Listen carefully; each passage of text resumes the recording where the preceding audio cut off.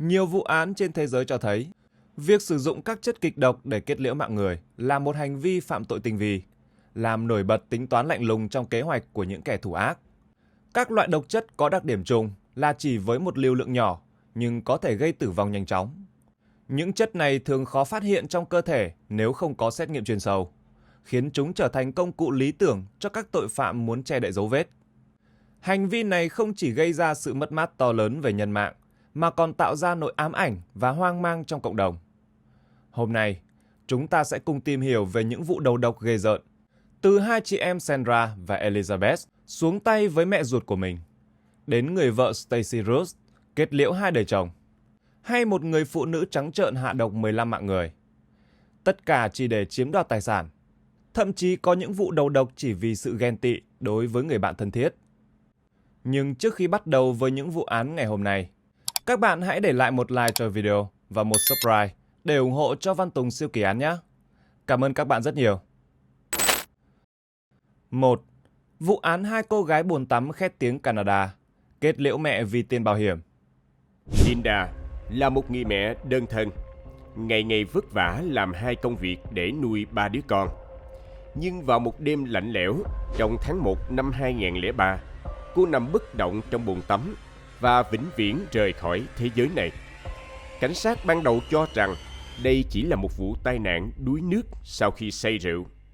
Tuy nhiên, khi nhìn vào đôi mắt ngập tràn nước mắt và phẫn uất của các con cô, lại cho thấy có điều gì đó bất ổn ẩn chứa phía sau.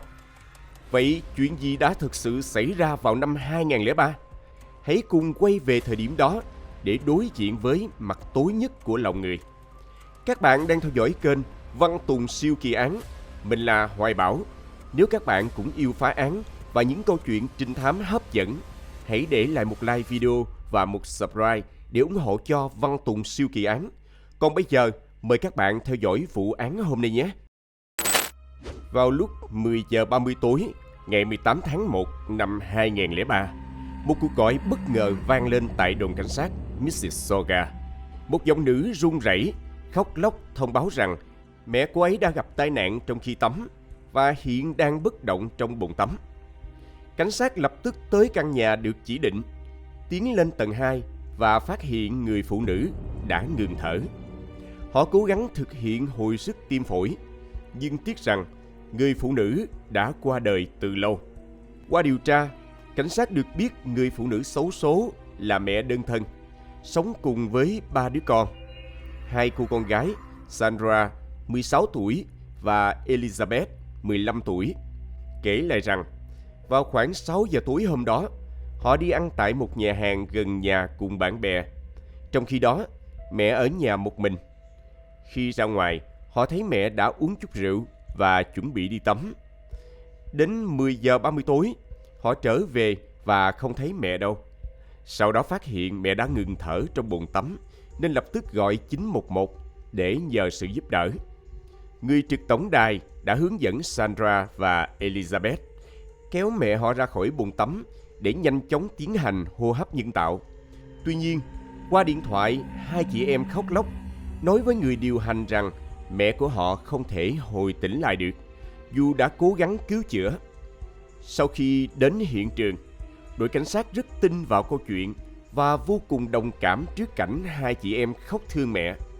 Để đảm bảo không làm hỏng các dấu vết trong nhà, phục vụ quá trình điều tra và giúp hai cô gái có nơi nương tựa, cảnh sát đã liên hệ với dì của Sandra và Elizabeth, nhờ dì đón hai cô gái về tạm trú. Sau đó, họ bắt đầu điều tra căn nhà kỹ lưỡng và nhận thấy không có dấu hiệu đột nhập, cũng không thiếu vật dụng, đồ đạc nào. Các đồ vật trong phòng tắm nơi Linda qua đời được sắp xếp gọn gàng, không có dấu hiệu xô xát. Tất cả dường như cho thấy Linda tự mình tắm và đuối nước. Có vẻ chỉ là một tai nạn. Tuy nhiên, cảnh sát vẫn cảm thấy bất an vì bất kỳ sự ra đi nào trong bồn tắm đều đáng nghi và cần điều tra kỹ càng hơn. Bên phía đội điều tra pháp y cũng đã kiểm tra cơ thể Linda, nhưng không phát hiện điều gì bất thường. Không có vết thương, cũng không có dấu vân tay của người lạ. Tuy nhiên, kết quả xét nghiệm cho thấy nồng độ cồn trong máu của cô rất cao. lên tới 400mg trên 100ml, gấp 5 lần mức cho phép khi lái xe, và đây là mức có thể gây tử vong. Bên cạnh tủ trong phòng tắm, cảnh sát tìm thấy 2 chiếc ly thủy tinh. Bên trong vẫn còn chứa rượu vodka. Qua điều tra từ 2 cô con gái, cảnh sát biết được rằng Linda có thói quen uống rượu hàng ngày và gần như không thể sống thiếu nó. Phải chăng cô đã thực sự say rượu khiến trượt chân té vào bồn tắm và qua đời? Linda Anderson, sinh năm 1959 tại tỉnh Pulaski, Ba Lan. Sau khi lớn lên ở quê nhà, không rõ điều gì đã thôi thúc cô quyết định di cư đến Canada để tìm kiếm một cuộc sống ổn định hơn. Khi đến Mississauga, Ontario, Linda rất hài lòng với con người và văn hóa nơi đây. Đặc biệt, cô cảm thấy hạnh phúc khi sớm gặp được hoàng tử của đời mình. Hai người nhanh chóng cảm thấy gắn bó và tiến tới hôn nhân. Năm 1987, Linda sinh con gái đầu lòng, Sandra, và năm tiếp theo, cô hạ sinh cô con gái thứ hai, Elizabeth. Ban đầu, gia đình 4 người họ là niềm ghen tị của nhiều người, và Linda luôn tràn đầy hy vọng về tương lai. Tuy nhiên, không ai có thể ngờ rằng hạnh phúc ấy lại tan vỡ. Người chồng, Carubin, không rõ vì tham vọng với thế giới bên ngoài hay vì bất mãn với cuộc sống gia đình, đã bỏ rơi Linda và 2 con khi quyết định ly hôn. Thậm chí không chu cấp nuôi con. Toàn bộ trách nhiệm nuôi dưỡng 2 cô con gái đổ dồn lên vai Linda, buộc cô phải làm việc vất vả để kiếm sống và chăm sóc con. Áp lực này khiến Linda lạc quan thuở nào trở nên trầm cảm, và cô bắt đầu tìm đến rượu để giải khuây. Tuy nhiên, câu nói uống rượu giải sầu càng sầu thêm thật đúng trong trường hợp của cô, khi men say không hề làm chịu nỗi đau, mà ngược lại chỉ khiến cô càng thêm bực dọc và trút giận lên các con. Khi ấy, Sandra và Elizabeth còn nhỏ nên không thể giúp mẹ giải tỏa, mà cuộc sống của ba mẹ con không hề dễ dàng, thường xuyên xảy ra cãi vã. Vài năm sau, Linda cảm thấy gia đình cần một người đàn ông và quyết định quen bạn trai mới tên Doug. Cô nhanh chóng tái hôn với anh ta, dù Doug từng bị kết án vì lái xe khi say rượu. Ban đầu, cuộc sống của gia đình khá hòa thuận, và Linda còn sinh thêm cho Doug một cậu con trai tên Bobby. Nhưng chẳng bao lâu sau, bản chất thật của Doug bắt đầu lộ ra. Anh ta không chỉ hay nổi nóng vô cớ, mà còn có ý đồ xấu với Sandra và Elizabeth. Khi Linda không có ở nhà, Doug đã nhắm đến Sandra, lúc đó mới chỉ 12 tuổi. Hai đứa trẻ phải chịu sự bắt nạt từ cha dượng mà không có cách nào chống cự dưới sức ép của Doug. Họ không dám nói với mẹ, mà chỉ có thể bí mật chia sẻ với một linh mục ở nhà thờ gần đó. Tuy nhiên, điều khó tin là dù linh mục nhận thấy tình hình nghiêm trọng, nhưng ông ta không hề báo cảnh sát, mà chỉ khuyên Sandra hãy mạnh dạn nói thẳng thắn với cha dượng. Cách này rõ ràng không hiệu quả, và hai chị em vẫn phải chịu đựng sự quấy rầy từ anh ta. Đến năm 2001, sự việc bị phát giác và hành vi của Doug bị phơi bày. Anh ta bị kết án lần nữa và buộc phải rời khỏi ngôi nhà của 4 mẹ con Linda. 2 lần kết hôn thất bại liên tiếp đã khiến Linda vô cùng đau lòng. Một lần nữa, cô lại phải tự mình gánh vác trách nhiệm chăm sóc 3 đứa con. May mắn là Sandra và Elizabeth đều đã lớn, nên ngoài việc phụ mẹ làm việc nhà, hai chị em còn có thể chăm sóc em trai. Để trang trải chi phí cho cả gia đình 4 người, Linda phải làm nhiều công việc cùng lúc, và áp lực đè nặng khiến cô ngày càng mệt mỏi. Thói quen uống rượu của cô cũng trở nên nghiêm trọng hơn. Hầu như mỗi khi về nhà, cô đều uống rượu đến say, và phần lớn thu nhập cũng đều bị cô tiêu vào việc mua rượu. Hàng xóm và bạn bè đều biết về tình trạng này của Linda. 2 ly vodka được tìm thấy trên tủ trong phòng tắm sau khi cô ấy qua đời cũng là một minh chứng cho điều đó. Trong báo cáo kết luận của đội khám nghiệm pháp y cho thấy rằng Linda qua đời do đuối nước. Ngoài việc phát hiện nồng độ cồn cao trong máu, họ không tìm thấy bất kỳ dấu hiệu bất thường nào khác. Kết hợp với thông tin về việc Linda nghiện rượu và lời khai của hai cô con gái, cảnh sát cho rằng đây chỉ là một tai nạn do tình trạng say rượu kéo dài dẫn đến đuối nước bất ngờ. Kết luận điều tra này khiến vụ án nhanh chóng được đóng lại. Bên cạnh đó, Linda trước khi qua đời đã mua bảo hiểm cho bản thân, nên sau khi cô mất, số tiền bảo hiểm được chia đều cho 3 người con. Sandra và Elizabeth nhận được tổng cộng 133.000 USD, còn Bobby 3 tuổi nhận được 67.000 USD. Khi xảy ra sự việc, Sandra chỉ mới 16 tuổi, còn Elizabeth 15 tuổi. Cả hai đều chưa đến tuổi trưởng thành. Vì vậy, người dì của họ đã trở thành người giám hộ và đưa hai chị em về sống chung. Người dì rất cảm thông với hoàn cảnh của các cháu nên đã chăm sóc hai chị em rất chu đáo. Riêng Bobby được họ hàng khác của Linda chăm sóc. Sau khi kết thúc điều tra, sự việc này lắng xuống và dần bị lãng quên. Nhưng không ai ngờ rằng 11 tháng sau, sự xuất hiện của một nhân vật quan trọng đã đẩy vụ án lên cao trào, khiến cả Canada rúng động. Tháng 12 năm 2003, một thanh niên tên Charlie tự xưng là bạn của Sandra đến đồn cảnh sát và khai rằng anh ta biết một bí mật động trời liên quan đến sự ra đi của Linda. Một năm sau vụ án, Sandra và Elizabeth đã tổ chức một bữa tiệc. Trong lúc Sandra đang say, đã kể lại cho một người đàn ông tại bữa tiệc về tội ác mà cô và Elizabeth đã gây ra với Linda. Sau đó, Sandra lại thổ lộ với Charlie rằng sự ra đi của mẹ mình có thể không phải là một tai nạn.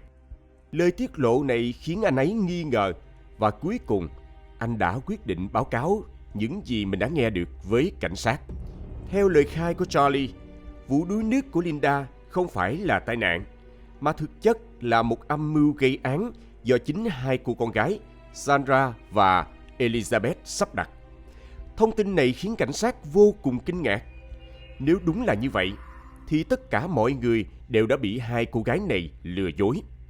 Nhưng sau khi suy xét kỹ, cảnh sát vẫn thấy khó tin vì trước đó họ không tìm thấy bất kỳ điều gì bất thường. Tuy nhiên, Charlie khẳng định chắc chắn rằng chính Sandra đã trực tiếp kể cho anh ta về vụ việc, bao gồm từng chi tiết của kế hoạch. Sau đó, cảnh sát quyết định tiến hành điều tra bí mật và lập kế hoạch sử dụng Charlie làm người dẫn dụ hai chị em khai ra toàn bộ sự thật. Cảnh sát cho Charlie mượn một chiếc xe được trang bị thiết bị giám sát, có thể bí mật ghi âm và ghi hình. Trong tháng tiếp theo, Charlie thường xuyên mời Sandra và Elizabeth đi chơi. Hai chị em đã bắt đầu sử dụng chất cấm nên rất dễ bị lôi kéo. Họ rất hào hứng chấp nhận lời mời. Trên xe, Charlie khéo léo dẫn dắt hai cô gái kể lại quá trình và chi tiết vụ âm mưu hại Linda. Không hề đề phòng, Sandra và Elizabeth bắt đầu tự hào kể lại toàn bộ tội ác, cho rằng mình đã thành công trong việc qua mặt cảnh sát. Họ không chỉ miêu tả chi tiết cách gây án mà còn hãnh diện vì đã thoát khỏi nghi vấn và có được một khoản tiền bảo hiểm lớn để chi tiêu, sống cuộc sống thoải mái mà không bị ai quản thúc. Khi có được bằng chứng, cảnh sát đã sao lưu toàn bộ video và file ghi âm trong suốt một tháng. Sau khi kiểm tra kỹ lưỡng, họ vô cùng phẫn nộ khi chứng kiến những hành vi tội ác kinh tởm mà hai chị em đã thực hiện. Từ những đoạn ghi âm, cảnh sát dần hiểu rõ quá trình gây án của Sandra và Elizabeth. Hai cô gái vô cùng chán ghét hành vi nghiện rượu của mẹ mình. Đặc biệt là Linda đã tiêu hết phần lớn thu nhập của gia đình vào rượu, khiến họ không có tiền tiêu vặt. Khi nhìn bạn bè và những đứa trẻ khác thường xuyên diện đồ đẹp, ra vào các khu vui chơi và trung tâm mua sắm, hai chị em cũng khao khát có một cuộc sống tương tự. Trong một lần tình cờ, hai cô gái biết mẹ mình đã mua bảo hiểm nhân thọ với số tiền bồi thường lên tới 200.000 USD. Nếu mẹ qua đời, họ sẽ nhận được ít nhất 130.000 USD. Thậm chí, hai chị em đã lên kế hoạch chi tiết cho số tiền này. Đầu tiên là đi du lịch châu Âu. Sau đó mua một căn nhà nhỏ, trồng cây thuốc và cỏ theo sở thích, cũng như mua sắm bất kể thứ đồ nào mà họ ao ước. Những ý nghĩ về cuộc sống trong mơ dần khiến cả hai nảy sinh ý định điên rồ, ra tay với mẹ để nhận tiền bảo hiểm. Hai chị em bắt đầu tìm kiếm mọi cách trên mạng, từ việc sử dụng súng, dao cho đến phương pháp đuối nước, nhằm tạo ra một tội ác hoàn hảo mà cảnh sát không thể phát hiện ra. Sau khi tìm hiểu kỹ và tham khảo bạn bè, họ quyết định tận dụng thói quen nghiện rượu của mẹ. Cho mẹ uống rượu mạnh kèm theo một liều lượng lớn thuốc giảm đau Tylenol. Cả hai tin rằng cách này có thể gây tổn thương gan nghiêm trọng và ảnh hưởng đến nhịp tim của Linda. Kế hoạch được sắp đặt như sau. Đầu tiên, họ chuốc mẹ say, sau đó cho mẹ uống thật nhiều thuốc giảm đau và cuối cùng dụ mẹ vào bồn tắm đầy nước với lý do ngâm mình trong nước ấm để giảm mệt mỏi. Sau đó, họ chỉ cần chờ để nhận tiền bảo hiểm khi kế hoạch hoàn thành. Ngày 21 tháng 1 năm 2004, dựa vào những bằng chứng trong đoạn ghi âm, cảnh sát đã bắt giữ Sandra và Elizabeth, đồng thời mở lại việc điều tra vụ án. Do cả hai đều chưa trưởng thành, họ bị giam giữ tại trung tâm cải huấn thanh thiếu niên và được tách riêng để ngăn chặn sự liên lạc giữa hai chị em.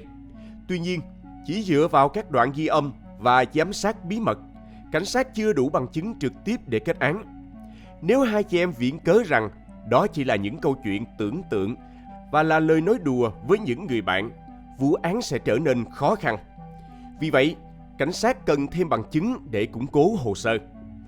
Trong quá trình thẩm vấn ban đầu, cả hai đều kiên quyết phủ nhận tội lỗi và đưa ra bằng chứng vắng mặt. Họ khai rằng từ 6 giờ đến 10 giờ 30 tối hôm đó, họ đang ăn tối với bạn bè tại một nhà hàng và có lời khai của bạn bè cùng hình ảnh từ camera giám sát làm chứng. Khi kiểm tra lại thông tin này, cảnh sát xác nhận rằng họ thực sự có mặt tại nhà hàng trong khoảng thời gian đó. Tuy nhiên, một chi tiết trong hồ sơ ban đầu đã làm sáng tỏ vụ việc. Khi cảnh sát đến hiện trường, nước trong bồn tắm đã nguội lạnh và theo chuyên môn pháp y, thời gian qua đời của Linda có thể là trước 6 giờ tối. Điều này phá vỡ chứng cứ ngoại phạm của Sandra và Elizabeth. Ngoài ra, khi kiểm tra máy tính của hai chị em, cảnh sát phát hiện nhiều tìm kiếm về cách phối hợp rượu với Tylenol và cách ghi chú về tác dụng của chúng. Nội dung trò chuyện giữa hai chị em và bạn bè cũng cho thấy nhiều thông tin liên quan đến việc lập kế hoạch ra tay với mẹ và tìm cách trốn tránh sự nghi ngờ của cảnh sát. Khi vụ án được mở lại, đội cảnh sát điều tra đã kiểm tra lại mẫu máu của Linda. Ngoài nồng độ cồn cao, trong cơ thể của cô còn có lượng codeine cao gấp 3 lần liều lượng an toàn. Đây là một dẫn chất của thuốc phiện dùng để giảm đau, khiến nó trở thành một bằng chứng mạnh mẽ có thể kết luận hành vi phạm tội của hai chị em Sandra và Elizabeth. Điều khiến cảnh sát bức xúc hơn cả là họ còn nhiều lần khoe khoang với bạn bè về cách mình đã thực hiện kế hoạch tỉ mỉ để loại bỏ mẹ mà không để lại dấu vết khả nghi. Trong đó, có một nam sinh là bạn của Elizabeth, không những giữ im lặng mà thậm chí còn tham gia giúp sức cho tội ác này. Cậu ta đã giúp lên kế hoạch, thậm chí cung cấp 5 viên Tylenol cho hai chị em. Trong quá trình gây án, nam sinh này còn gọi điện nhắc nhở họ phải giữ đầu Linda trong nước ít nhất 4 phút. Hành động này thực sự khiến cảnh sát phẫn nộ và sau đó cậu ta cũng đã bị bắt giữ. Bởi một kế hoạch đã được tính toán kỹ lưỡng, hai chị em đã thoát khỏi sự nghi ngờ của cảnh sát một cách hoàn hảo và không gặp phải bất kỳ rắc rối nào. Sau khi nhận được tiền bồi thường, cả hai mua sắm không kiểm soát, tiêu xài phung phí vào quần áo và trang sức đắt tiền mà không hề tỏ ra hối tiếc. Lối sống hào nhoáng, phô trương của họ đã thu hút sự chú ý của những người xung quanh. Nhưng kỳ lạ là ngoài Charlie, không ai lên tiếng tố giác. Cuối cùng, sau khi tổng hợp mọi bằng chứng, cơ quan điều tra đã đưa ra cáo buộc gây án mạng đối với hai chị em. Họ bị buộc tội đã lên kế hoạch tinh vi để ra tay với chính mẹ ruột và trốn tránh sự trừng phạt của pháp luật. Tin tức về vụ án gây chấn động lớn, không chỉ tại địa phương mà còn khắp cả Canada. Tình tiết của vụ việc quá gây sốc, đến mức nhiều người không tin nổi rằng hai cô gái còn trẻ lại có thể thực hiện hành động tàn nhẫn như vậy. Một số người vẫn cho rằng sự ra đi của Linda chỉ là một tai nạn, còn sự nghi ngờ vô lý từ cảnh sát và những người khác là do họ không hiểu rõ tình hình. Tuy nhiên, đối với cơ quan điều tra, việc phơi bày sự thật là cách duy nhất để lấy lại công bằng cho người đã khuất. Vào tháng 11 năm 2005, phiên tòa xét xử chính thức bắt đầu. Sandra và Elizabeth vẫn không nhận tội. Tuy nhiên, trong cuộc thẩm vấn riêng, chị gái Sandra cuối cùng đã không chịu đựng nổi và là người đầu tiên thú nhận. Sau đó, Elizabeth cũng thừa nhận hành vi phạm tội của mình. Những gì họ khai nhận hoàn toàn trùng khớp với các đoạn ghi âm. Đầu tiên, họ chuốc say mẹ, sau đó cho mẹ uống một lượng lớn thuốc giảm đau và cuối cùng đưa mẹ vào bồn tắm. Sandra đeo găng tay, giữ đầu mẹ dưới nước cho đến khi bà không còn cử động, rồi nhanh chóng rời khỏi nhà để gặp bạn bè và tạo bằng chứng ngoại phạm. Động cơ phạm tội của họ là vì tiền, nhằm thỏa mãn giấc mơ sống một cuộc sống xa hoa ở nước ngoài. Kết thúc phiên tòa, thẩm phán nhận định Linda đã một mình nuôi dưỡng cả gia đình, làm việc ngày đêm để kiếm sống và khi về nhà chỉ biết tìm đến rượu để quên đi mệt mỏi. Cô đã dành tất cả tâm huyết để nuôi dạy hai con, nhưng cuối cùng lại bị chính hai đứa trẻ ấy lập kế hoạch kết liễu để chiếm đoạt tiền bảo hiểm. Sandra và Elizabeth đã tính toán cẩn thận nhằm tạo ra một tội ác hoàn hảo và gần như đã thành công. Thế nhưng, sự thật đã được phơi bày và chứng cứ buộc tội họ là không thể chối cãi. Tháng 6 năm 2006, sau hơn nửa năm xét xử, tòa án kết án Sandra và Elizabeth tội gây án mạng cấp độ 1 và tuyên phạt tù chung thân. Tuy nhiên, do cả hai đều chưa trưởng thành vào thời điểm phạm tội, án phạt tối đa chỉ là 10 năm tù. Theo bản án, họ sẽ phải thụ án 6 năm trong trại giam và 4 năm còn lại tại trung tâm hỗ trợ. Nơi đó vẫn có sự giám sát chặt chẽ, nhưng điều kiện sống thoải mái hơn nhiều so với nhà tù.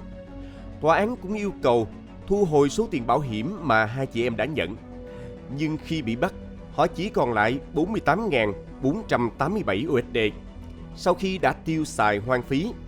Số tiền này được chuyển giao cho Bobby, con trai út của Linda. Còn cậu bạn đã giúp đỡ cho hai chị em lên kế hoạch và cung cấp 5 viên Tylenol để gây mê Linda cũng bị truy tố và nhận án tù 8 tháng. Sau khi thú nhận, trong một cuộc phỏng vấn với truyền thông, Sandra cho biết rằng từ khi mới 12 tuổi, cô đã bị người bạn trai của mẹ, Doug, bắt nạt và cưỡng ép nhiều lần. Tuy nhiên, không ai giúp cô thoát khỏi cơn ác mộng này, và cả hai chị em đều sống trong cảnh bấp bênh và sợ hãi. Dù sau đó Doug đã rời khỏi gia đình, nhưng mẹ Linda vẫn tiếp tục chìm trong men rượu, khiến họ cảm thấy không còn hy vọng. Sự oán hận âm thầm dần nảy sinh, và cuối cùng nó đã khiến cả hai chị em mất đi lý trí. Vào thời điểm xảy ra vụ án và cả trong suốt phiên tòa xét xử, cả hai chị em đều chưa đủ 18 tuổi. Do đó, theo quy định của pháp luật Canada, tên và danh tính của họ được bảo mật. Vì vậy, trong bộ phim tái hiện vụ án, tên của hai chị em đều là giả. Hiện tại, cả hai đã được tự do và thông tin về cuộc sống của họ hiện tại cũng được giữ kín. Theo những gì được công bố, Sandra sau khi ra tù đã tiếp tục con đường học vấn, tốt nghiệp đại học và trở thành một bà mẹ đơn thân. Trong một lần phỏng vấn, cô chia sẻ: "Tôi ước mẹ tôi vẫn còn sống. Bà ấy là người bạn thân nhất của tôi và tôi muốn được chia sẻ cuộc sống của mình với bà. Tôi cảm thấy rất xấu hổ về những gì đã làm." Còn Elizabeth, cô không chỉ kết hôn, sinh con mà còn theo đuổi ngành luật và trở thành luật sư. Giáo viên hướng dẫn của cô từng nhận xét Elizabeth có góc nhìn độc đáo và sự sáng suốt. Điều này sẽ giúp cô ấy trở thành một luật sư xuất sắc. Nhiều luật sư phân tích vụ án cho rằng khi vụ án xảy ra, cả hai vẫn chưa thành niên, nên xã hội cần cho họ cơ hội sửa sai. Tuy nhiên, phán quyết dành cho hai chị em cũng gây ra một cuộc tranh luận nảy lửa trong giới luật sư. Một số ý kiến cho rằng việc người trẻ chỉ cần ngồi tù tối đa 6 năm rồi được tự do là quá nhẹ, dễ tạo ra ảnh hưởng xấu đến giới trẻ và cần sửa đổi luật tư pháp thanh thiếu niên ở Canada để xử lý nghiêm khắc hơn các tội phạm trẻ. Ngược lại, nhiều người cho rằng người trẻ chưa đủ trưởng thành nên cho họ một cơ hội thứ hai. Hai luồng quan điểm này đã tạo nên tranh cãi kéo dài, nhưng cuối cùng luật pháp vẫn được duy trì. Thực tế, việc xét xử tội phạm trẻ tuổi không chỉ gây tranh cãi ở Canada mà còn tại nhiều quốc gia khác. Vụ án của Linda Anderson đã được đưa vào loạt phim truyền hình tài liệu Deadly Woman vào năm 2010 và là chủ đề của cuốn sách The Class Project: How to Kill a Mother, The True Story of Canada's Famous Past of Girls của tác giả Bob Mitchell. Đến năm 2014, một bộ phim chính kịch tội phạm có tên Perfect Sisters dựa trên vụ án này đã được phát hành, mang đến góc nhìn sâu hơn về bi kịch và tội ác đáng sợ của hai chị em. Trong câu chuyện đau lòng này, không thể bỏ qua những tổn thương mà Sandra và Elizabeth đã phải chịu đựng trong thời thơ ấu, khiến họ dần dần nuôi dưỡng sự thù hận với người mẹ. Cùng với lòng tham, sự tê liệt trỗi dậy, hai chị em thậm chí không biểu hiện chút hối lỗi nào sau khi gây án mà còn tự hào khoe khoang với bạn bè về tội ác hoàn hảo của mình. Trẻ em thiếu sự giáo dục và định hướng có thể dễ dàng lạc lối trong mê cung của tham vọng và trượt dài vào vực sâu tội lỗi. Có lẽ trong mỗi người đều có một hạt giống của tham vọng. Liệu nó sẽ nảy mầm hay hoang dại? Đôi khi chỉ cách nhau một suy nghĩ. Hy vọng câu chuyện này sẽ là lời cảnh tỉnh để mọi người biết kiểm soát bản thân hơn, không để tham vọng che mờ và dẫn dắt lựa chọn sai con đường. 2. Vụ án Stacey Ruth Caster hạ độc hai người chồng để lừa tiền bảo hiểm. Vào một buổi sáng trong năm 2005, tại Hoa Kỳ, một người đàn ông tên David Caster đột ngột qua đời trong tình trạng sử dụng quá liều rượu và thuốc. Tất cả chứng cứ tại hiện trường lúc đó cho thấy người đàn ông này đã tự mình làm điều dại dột. Nhưng sau đó, cảnh sát đã phát hiện David bị trúng độc ethylene glycol, một chất có trong nước làm mát xe hơi. Và người ra tay hạ độc lại chính là vợ của ông ấy, Stacey Ruth Caster. Tuy nhiên, vụ việc không dừng lại ở đó khi cảnh sát nhận ra sự trùng hợp và quyết định mở lại cuộc điều tra về sự ra đi của ông Michael Wallace, người chồng đầu tiên của Stacey, vào năm 2000. Các nhà chức trách đã phát hiện ra một sự thật kinh hoàng rằng ông Michael cũng bị đầu độc theo cách thức mà hung thủ đã sử dụng với ông David. Đỉnh điểm của sự tàn nhẫn là khi Stacey cố gắng tạo hiện trường giả để đổ tội cho chính con gái ruột mới chỉ 11 tuổi của mình. Tại sao một người mẹ có thể nhẫn tâm đến vậy? Có bí ẩn nào khác ẩn giấu trong tâm trí bất thường của Stacey? Vào buổi tối ngày 11 tháng 1 năm 2000, tại một ngôi nhà nhỏ ở thành phố Westport, tiểu bang New York, người đàn ông trung niên Michael Wallace ngồi lặng lẽ một mình trên chiếc ghế sofa trong phòng khách. Chiếc TV trước mặt ông ta vẫn phát những chương trình quen thuộc, những đoạn quảng cáo ồn ào đang xen với những bộ phim truyền hình dài tập. Nhưng đối với Michael, mọi thứ dường như nhạt nhòa. Người đàn ông cô đơn này không thể tập trung vào bất cứ thứ gì vì cơn đau xâm chiếm tâm trí của mình. Michael cảm thấy cơ thể mình yếu dần đi. Một cảm giác buồn nôn không thể chịu nổi dâng lên từ trong bụng. Đôi mắt trở nên nhòe dần và mồ hôi bắt đầu túa ra khắp trán. Người đàn ông cố gắng nhớ lại xem mình đã ăn hay uống thứ gì lạ, nhưng không thể tìm ra câu trả lời. Chỉ biết rằng trong suốt nhiều tuần qua, Michael đã liên tục cảm thấy mệt mỏi và đau đớn một cách lạ thường. Người vợ cũ Stacey đã từng khuyên chồng đi khám bác sĩ, nhưng Michael cứ nghĩ đây chỉ là những cơn đau vặt vãnh của đàn ông ở tuổi trung niên. Trong giờ phút này, những ký ức về cuộc hôn nhân với Stacey liên tục ùa về trong tâm trí. Năm 1988, Michael Wallace kết hôn với Stacey Ruth Caster. Hai người nhanh chóng xây dựng một gia đình nhỏ với hai cô con gái. Tuy nhiên, dưới vẻ ngoài bình yên của một cuộc hôn nhân hạnh phúc, đã có những căng thẳng, rạn nứt, âm thầm tích tụ và ngày một lớn dần. Stacey luôn cảm thấy Michael thiên vị cô con gái nhỏ, Bree, và điều này khiến cô dành nhiều thời gian hơn cho con gái lớn Ashley. Nhưng sự thiên vị chỉ là một phần khiến cuộc hôn nhân đi vào bế tắc. bởi gia đình họ còn phải đối mặt với khó khăn tài chính triền miên. Michael là một kỹ thuật viên bán thời gian, trong khi Stacy làm việc tại công ty điều phối xe cứu thương, và thu nhập của hai người đều không đủ để mang lại cuộc sống thoải mái cho cả gia đình. Sau hơn một thập kỷ cố gắng, đến năm 1999, cuộc hôn nhân của họ gần như tan vỡ. Cả hai đều có mối quan hệ bên ngoài, nhưng vì các con, họ tạm gác mọi chuyện lại để có thể cùng nhau trải qua mùa Giáng sinh. Nhưng khi Giáng sinh đến gần, Michael đột nhiên mắc phải một căn bệnh bí ẩn. Dù không hề uống rượu, anh lại cảm thấy say xỉn mỗi ngày, cùng với những cơn chóng mặt và buồn nôn kéo dài. Dù đã đi khám nhiều nơi, nhưng các bác sĩ không thể có chẩn đoán chính xác được bệnh tình của Michael. Tình trạng của ông ấy ngày càng tồi tệ, cho đến khi chỉ có thể nằm trên giường hoặc ghế sofa. Cha mẹ và chị gái của Michael vô cùng lo lắng khi nhìn thấy con trai với khuôn mặt tái nhợt và cơ thể sưng phồng trong kỳ nghỉ Giáng sinh. Nhưng chẳng ai có thể giúp gì. Michael chỉ biết nằm đó, hy vọng rằng mọi thứ sẽ tự qua đi.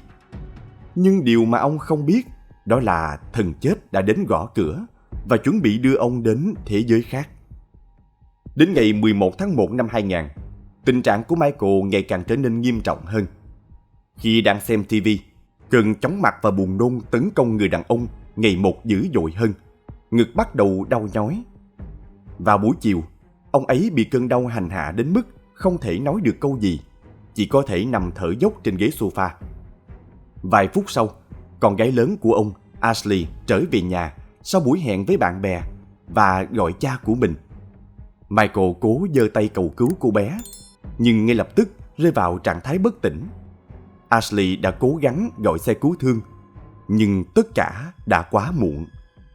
Cô bé đã chứng kiến cha mình qua đời tại nhà khi ông 38 tuổi. Sau đó, các bác sĩ dự đoán sự ra đi của Michael là do cơn đau tim. Nếu gia đình muốn hiểu rõ nguyên nhân, họ phải yêu cầu khám nghiệm pháp y. Dù chị gái của Michael quyết tâm yêu cầu khám nghiệm để biết rõ nguyên nhân, nhưng Stacy lại cho rằng sự ra đi của chồng mình không có gì đáng nghi và không muốn cơ thể của người đã từng đầu ấp tay gối với mình phải chịu thêm đau đớn, nên đã từ chối ký vào giấy khám nghiệm tử thi. Vì vậy cuối cùng, bệnh viện không thể tiến hành kiểm tra chi tiết hơn, và Stacy cùng cả gia đình đưa người chồng, người cha yểu mệnh về để chôn cất. Điều đáng nói, trước khi qua đời, Michael đã mua bảo hiểm nhân thọ, nên sau khi ông qua đời, Stacy và các con nhận được khoản bồi thường lên đến $55,000. Góa phụ Stacy đã dùng số tiền đó để sửa sang lại căn nhà và đưa hai con gái đi chơi tại công viên Disneyland. Điều kiện kinh tế được cải thiện sau sự ra đi của nạn nhân xấu số. Chuyến du lịch đã giúp ba mẹ con, những người vừa mất đi chồng và cha, dần vượt qua nỗi đau. Đặc biệt là cô con gái lớn Ashley, người đã chứng kiến cha mình qua đời, cũng đã tìm lại được nụ cười. Mối quan hệ giữa cô và mẹ càng trở nên thân thiết hơn sau sự mất mát này. Và mẹ con họ trở thành những người bạn tri kỷ, nương tựa vào nhau để sống sót. Gia đình đã mất đi trụ cột, nhưng dường như không có quá nhiều thay đổi. Tuy nhiên, dù Stacy đã vượt qua nỗi đau, nhưng việc cô dễ dàng tìm thấy mối quan hệ mới ngay sau khi người chồng cũ qua đời không lâu khiến nhiều người bất ngờ. Chỉ vài tháng sau đám tang của Michael, Stacy bắt đầu trò chuyện với nhiều người đàn ông qua mạng xã hội. Thái độ của góa phụ này có vẻ như không phù hợp với một người vừa trải qua sự mất mát lớn. Bỏ qua mọi lời thắc mắc của những người thân, Stacy tiếp tục tìm mọi cách để tiếp cận người đàn ông mới. Đến năm 2001, cô gặp David Caster, một doanh nhân trung niên thành đạt. Ông sở hữu một công ty điều hòa và tích lũy được một khối tài sản đáng kể. David sau khi trải qua cuộc ly hôn và sống trong sự cô đơn, cũng đang tìm kiếm một mối quan hệ mới trên mạng xã hội. Chính trong hoàn cảnh ấy, ông nhanh chóng bị mê hoặc bởi sự quyến rũ và hình ảnh của một người phụ nữ mạnh mẽ, xinh đẹp mà Stacy luôn thể hiện. Trong mắt David, Stacy dường như là hình mẫu lý tưởng cho một người vợ, một người mẹ đơn thân, đầy nghị lực và hấp dẫn. Chỉ trong vòng 2 năm, đến năm 2003, David và Stacy chính thức kết hôn Hôn lễ của họ được tổ chức một cách kín đáo và giản dị. Chỉ có một vài thành viên trong gia đình Stacy tham dự. Điều ngạc nhiên nhất đó là gia đình của David, bao gồm cả con trai ông, David Jr., hoàn toàn không biết gì về cuộc tái hôn chóng vánh của cha mình. Sự bí mật này đã tạo nên nhiều câu hỏi về bản chất thực sự của mối quan hệ giữa David và Stacy. Nhưng liệu đây chỉ là một câu chuyện tình yêu đơn giản giữa hai người tìm thấy nhau trong lúc cô đơn, đồng điệu về tâm hồn và muốn nương tựa vào nhau? Hay đằng sau đó là một kế hoạch đầy toan tính? Phải chăng người mẹ kế này đang lo sợ con trai riêng của chồng mới phản đối? Mặc dù cuộc sống hai cô con gái của Stacy đã trở nên ổn định hơn, nhưng cả hai vẫn phản đối việc mẹ mình nhanh chóng tìm người thay thế cha. Điều này khiến cho mối quan hệ giữa hai cô gái và David trở nên căng thẳng trong thời gian dài. Tuy nhiên, khi Ashley tốt nghiệp trung học, mọi thứ dường như thay đổi. David tham dự buổi lễ tốt nghiệp của cô bé, và không biết từ khi nào, Ashley cảm thấy tự hào như thể ông là người cha ruột, một người cha giàu có và chân thành. Cô dần chấp nhận David không chỉ là cha kế, mà còn như một người sẽ dắt tay cô vào lễ đường trong ngày cưới khi cô trưởng thành. Nhưng vào lúc mà hai cô gái bắt đầu chấp nhận người cha kế này, một điều tồi tệ đang âm thầm xảy ra trong gia đình mà họ không hề biết. Chỉ sau 2 năm hôn nhân, mối quan hệ giữa Stacy và David bắt đầu rạn nứt nghiêm trọng. Những cuộc cãi vã liên tiếp nổ ra giữa họ, và đến chiều ngày 22 tháng 8 năm 2005, tình hình trở nên tồi tệ hơn bao giờ hết. Hai vợ chồng đã xảy ra một cuộc tranh cãi lớn. Trong cơn hoảng loạn, Stacy Caster bấm số 911, giọng vô cùng run rẩy và hoảng sợ. Bà ta kể về cuộc cãi vã gay gắt giữa mình và David vào tối hôm trước.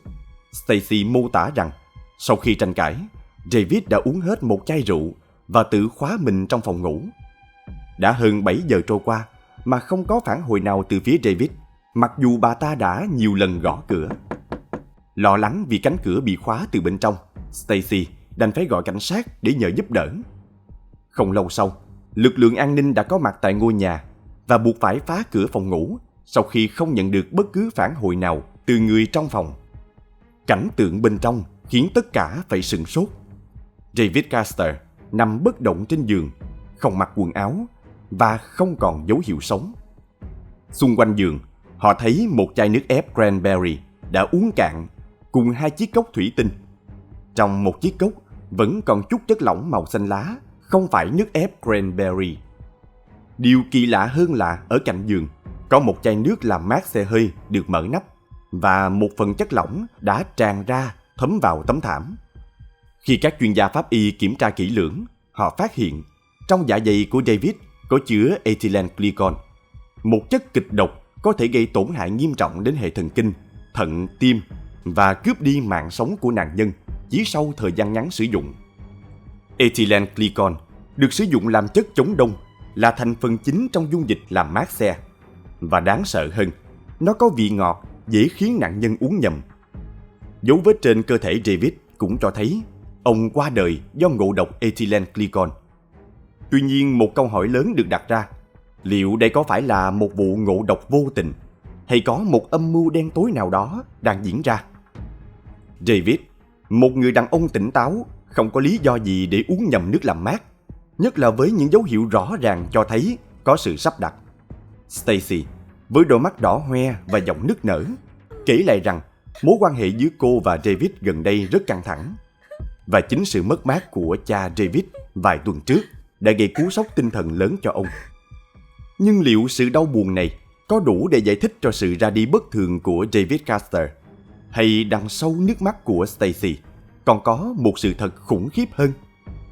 Những lời kể của người vợ không đủ để xua tan nghi ngờ của cảnh sát, bởi người được hưởng lợi nhất thông qua sự việc đau lòng này chính là bà ta. Sự ra đi của David được đội khám nghiệm pháp y kết luận rằng ông đã tự mình làm điều dại dột đó. Một kết luận không gây quá nhiều bất ngờ cho những người xung quanh. Ngay cả vợ cũ và con trai duy nhất của ông là David Jr. cũng tin rằng tinh thần của cha mình đã suy sụp từ sau khi ông nội qua đời. Tuy nhiên, Một điều khiến David Jr. và những người khác không khỏi thắc mắc là nội dung của di chúc.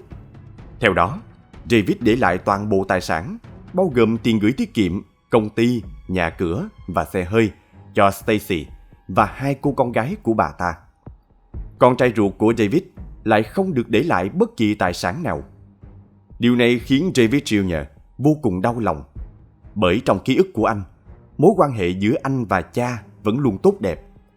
Không ai có thể hiểu tại sao David lại phớt lờ con trai mình trong di chúc như vậy. Dù cảm thấy bất mãn, David Jr.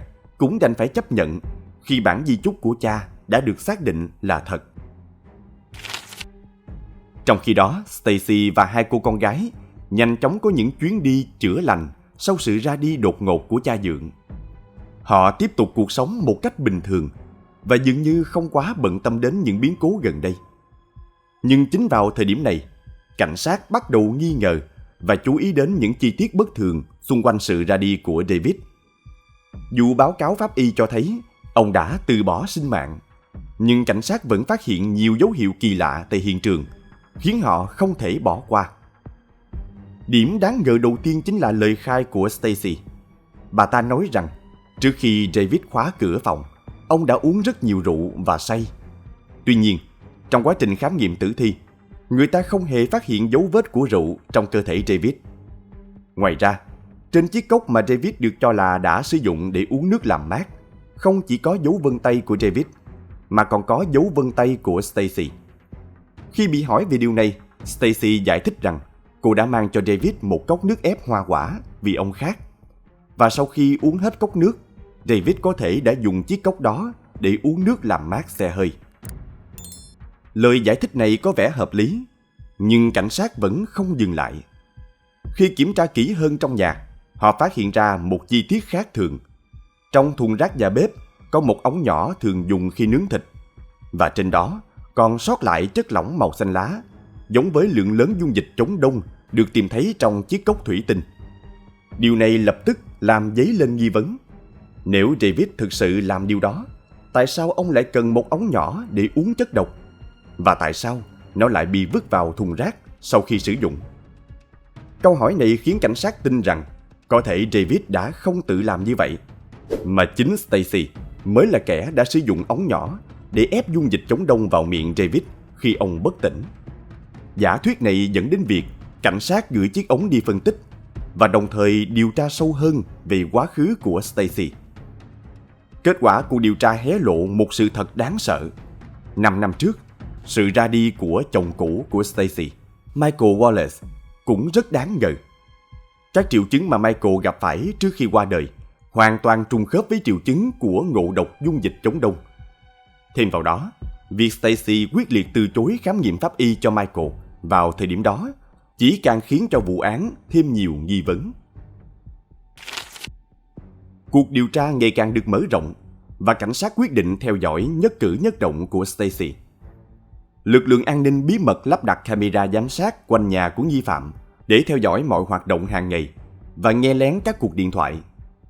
Đáng chú ý, họ còn đặt camera tại nghĩa trang để giám sát 2 ngôi mộ của Michael Wallace và David Caster, 2 người chồng của Stacy. Một chi tiết khiến cảnh sát thêm nghi ngờ là Stacy đã quyết định chôn David, người chồng thứ hai, chung mộ với Michael, người chồng đầu tiên. Theo lời giải thích của Stacy, góa phụ này muốn 2 người đàn ông mà mình yêu sâu đậm được an nghỉ bên nhau, để bà ta có thể dễ dàng thăm viếng họ. Tuy nhiên, theo ghi nhận từ camera, trong suốt 2 năm sau khi David qua đời, Stacy không hề đến thăm mộ như đã nói. Có vẻ như nghi phạm thậm chí còn quên mất phải diễn nét đau buồn nhớ thương 2 người chồng quá cố. Đến năm 2007, 2 năm sau sự ra đi của David, cảnh sát cuối cùng đã có trong tay báo cáo phân tích hoàn chỉnh từ phòng thí nghiệm. Kết quả cho thấy, chất lỏng màu xanh trong ống nhỏ mà họ tìm thấy chính là dung dịch chống đông trong nước làm mát xe hơi. Điều đáng sợ hơn nữa là ống nhỏ này chứa dấu vết DNA của David ở phần đầu và dấu vân tay của Stacy ở phần cao su phía dưới, chứng minh rằng chính Stacy đã sử dụng ống này để ép dung dịch chống đông vào miệng David khi ông bất tỉnh. Không dừng lại ở đó, cảnh sát đã được tòa án cho phép khai quật mộ của Michael Wallace, người chồng đầu tiên của Stacy. Và kết quả khám nghiệm tử thi mới đã hé lộ một sự thật rùng rợn. Trong máu của Michael cũng chứa dấu vết của chất chống đông. Điều này chứng minh rằng cái chết của Michael vào năm 2000 không phải là do bệnh tim như đã kết luận trước đó, mà là một vụ án mạng được lên kế hoạch cẩn thận. Dù đã có trong tay bằng chứng rõ ràng, cảnh sát không vội vàng bắt giữ Stacy. Họ muốn bí mật tìm thêm chứng cứ và có thể khiến Stacy sơ hở. Cảnh sát quyết định mời Stacy đến trụ sở để thẩm vấn lại. Khi biết rằng cảnh sát đã khai quật mộ của Michael để tiến hành khám nghiệm tử thi, Stacy tỏ ra vô cùng căng thẳng và lo lắng. Trong lúc bị thẩm vấn, cô bất ngờ buột miệng nói: "Lúc đó tôi đã đổ chất chống đông." Nhưng ngay sau đó, cô vội vàng sửa lại: "Ý tôi là nước ép Việt Quất." Sự căng thẳng rõ rệt trên khuôn mặt Stacy không thể che giấu được. Khi bị hỏi tiếp, Stacy ngay lập tức cáo buộc cảnh sát đang cố gài bẫy mình và từ chối trả lời thêm bất kỳ câu hỏi nào. Dù lời lỡ miệng của Stacy là một dấu hiệu rõ ràng cho thấy bà ta chính là hung thủ, nhưng cảnh sát vẫn chưa vội bắt giữ. Họ quyết định tăng thêm áp lực cho tên sát nhân bằng cách tiếp cận con gái lớn Ashley tại trường học. Cảnh sát đã thông báo cho Ashley rằng cha ruột của cô, Michael, đã qua đời do bị ngộ độc dung dịch chống đông, giống như David. Mối quan hệ giữa Ashley và mẹ vô cùng gần gũi, khiến cô không thể tin rằng chính mẹ mình lại là người gây ra những điều khủng khiếp này.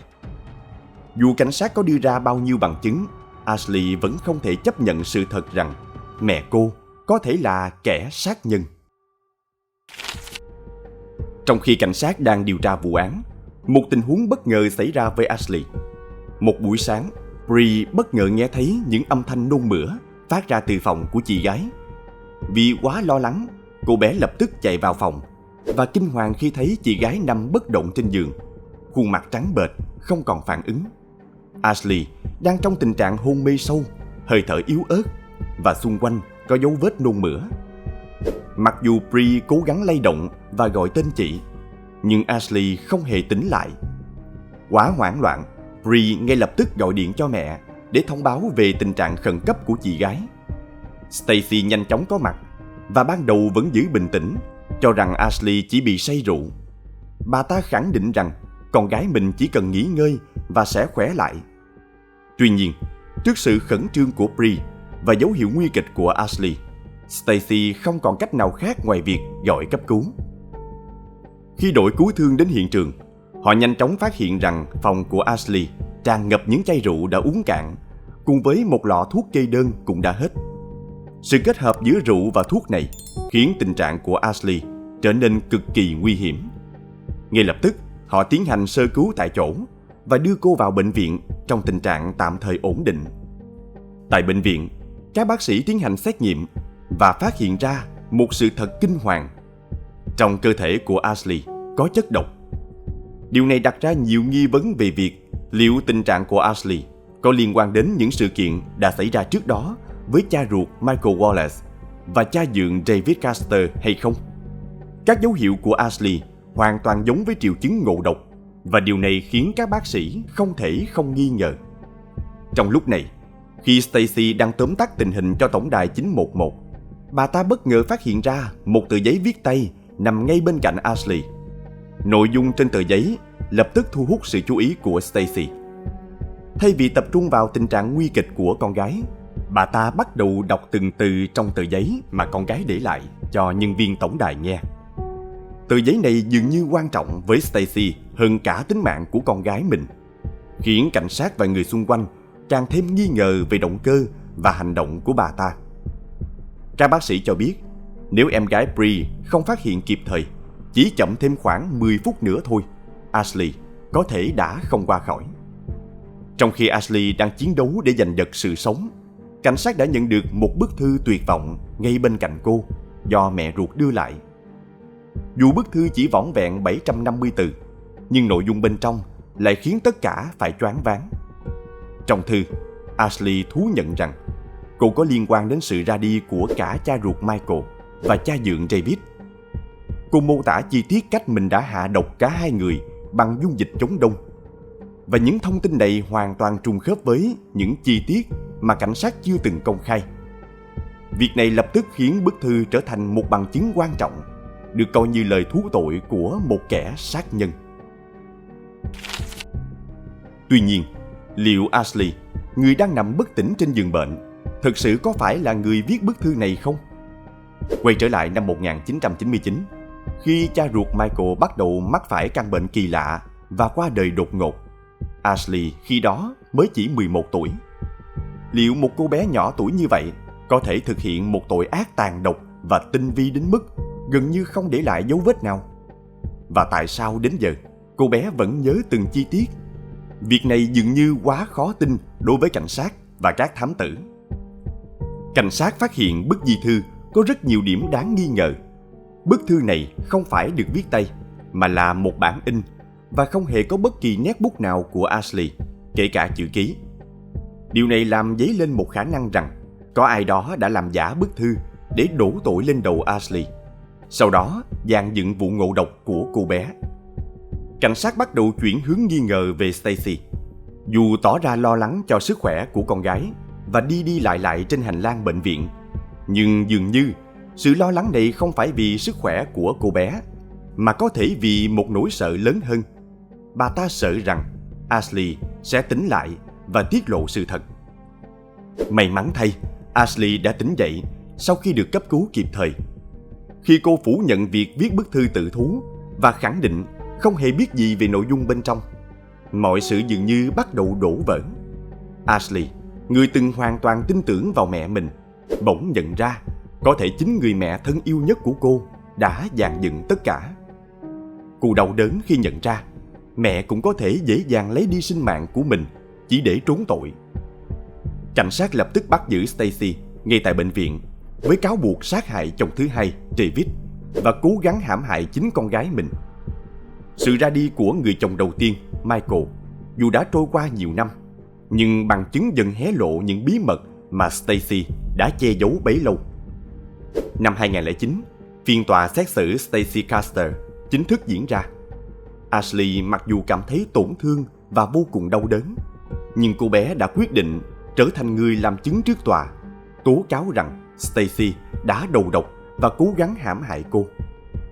Bên công tố đưa ra hàng loạt bằng chứng thuyết phục, bao gồm di chúc giả mạo của David và các kết quả khám nghiệm cho thấy chất chống đông trong thi thể của Michael. Sau nhiều ngày tranh luận căng thẳng, Stacy Caster bị kết án tù chung thân không ân xá với tội danh hạ sát cấp độ 2. Tuy nhiên, câu chuyện về góa phụ đen Stacy Caster khép lại vào ngày 11 tháng 6 năm 2016, khi bà ta được phát hiện đã qua đời trong tù do một cơn đau tim. Cái kết bi thảm của Stacy đã đặt dấu chấm hết cho cuộc đời đầy tội ác của một người phụ nữ cô độc. Nhưng những hậu quả mà bà ta gây ra sẽ mãi mãi ám ảnh những người liên quan. Vụ án về người phụ nữ ham vinh hoa phú quý đến mức sẵn sàng ra tay sát hại người thân yêu đã làm rúng động dư luận Mỹ trong một thời gian dài. Không ai có thể tin rằng một người vợ, người mẹ lại có thể nhẫn tâm hãm hại không chỉ một mà cả hai người chồng của mình, thậm chí còn cố gắng đầu độc chính con gái ruột. Sự tàn nhẫn và tính toán lạnh lùng của Stacy khiến dư luận bàng hoàng và phẫn nộ. Trên các phương tiện truyền thông, Stacy Caster bị gọi là Black Widow, góa phụ đen, kẻ nhẫn tâm lợi dụng hôn nhân để che đậy tội ác và trục lợi cá nhân. Vụ án này không chỉ đem lại nỗi đau cho người ở lại, mà còn là lời nhắc nhở rằng đôi khi những người thân cận nhất lại cũng có thể là những người nguy hiểm nhất. Lòng tham, sự thao túng và toan tính có thể đẩy con người vào những hành động tàn độc không tưởng. 3. Đại án 15 nạn nhân nhưng hung thủ không bị trừng phạt chấn động Thái Lan. Xin chào các bạn. Hôm nay chúng ta sẽ đến với một vụ án mạng hàng loạt tại Thái Lan gây chấn động dư luận. Số nạn nhân được xác định lên tới con số 15 người. Có 14 người qua đời và một người may mắn thoát nạn. Ngoài ra, còn hàng chục người rất có thể cũng là nạn nhân của kẻ thù ác này, vì họ đều qua đời ở độ tuổi rất trẻ. Sức khỏe lại rất tốt, trước giờ đều không có dấu hiệu bệnh tật gì. Trong đó có ít nhất 3 người khi qua đời đã được camera giám sát ở đường phố ghi lại. Khi vụ án mạng được phát sóng trên truyền hình quốc gia, tất cả người dân Thái Lan đều trong cảnh nơm nớp lo sợ, sợ bản thân sẽ trở thành nạn nhân tiếp theo lúc nào không hay. Vậy rốt cuộc hung thủ là ai? Tên này đã làm cách nào để có thể xuống tay một cách nhẹ nhàng mà đến tận bây giờ mọi người mới phát hiện ra? Và động cơ của tên này là gì? Mọi câu hỏi đã có lời giải đáp vào ngày 25 tháng 4 năm 2023. Hung thủ xuống tay với 15 người này là một người phụ nữ 36 tuổi, tên là Sararat Rangsihuthapon. Khi vụ án được phanh phui, cô ta còn đang mang thai được 4 tháng. Một điều đáng sợ hơn nữa chính là tất cả các nạn nhân đều là bạn của cô ta. Từ bạn mới quen cho đến bạn đã quen biết hơn 10 năm đều không được tha mạng. Nhưng có lẽ những người bạn này của Sararat đến tận lúc ra đi cũng không biết tại sao người bạn lại ra tay với mình. Tại sao cô ta lại làm vậy? Chúng ta bắt đầu với cuộc đời của Sararat Rangsihuthapon. Cô học chuyên ngành quan hệ công chúng và đã tốt nghiệp năm 2009. Theo ký ức của giáo viên và các bạn bè cùng trường, Sararat là một cô gái bình thường, không có gì nổi bật, nhưng cũng không có bất kỳ biểu hiện nào bất thường. Sau khi tốt nghiệp, cô làm môi giới cho một công ty bảo hiểm. Một thời gian sau thì cô kết hôn với một trung tá cảnh sát tên là Trung tá Withun Rangsihuthapon. Kết hôn xong, Sararat trở thành nội trợ toàn thời gian. Cô sinh được 2 người con. Thời gian của cô từ đó cũng dành hết cho gia đình và con cái. Cả gia đình sống chung trong một căn hộ được nhà nước cấp dành cho cảnh sát. Đây cũng là một gia đình hạnh phúc điển hình của tầng lớp trung lưu. Ít nhất điều này đúng trong mắt những người ngoài cuộc. Vậy rốt cuộc là vì điều gì đã khiến một người vợ hiền lành của cảnh sát lại có thể ra tay với hơn chục người bạn mà không chớp mắt? Câu chuyện phải kể đến một vụ án cách đây không lâu của Thái Lan được lan truyền rộng rãi. Sự ra đi bí ẩn của một người phụ nữ, một nữ doanh nhân 32 tuổi tên là Siripon.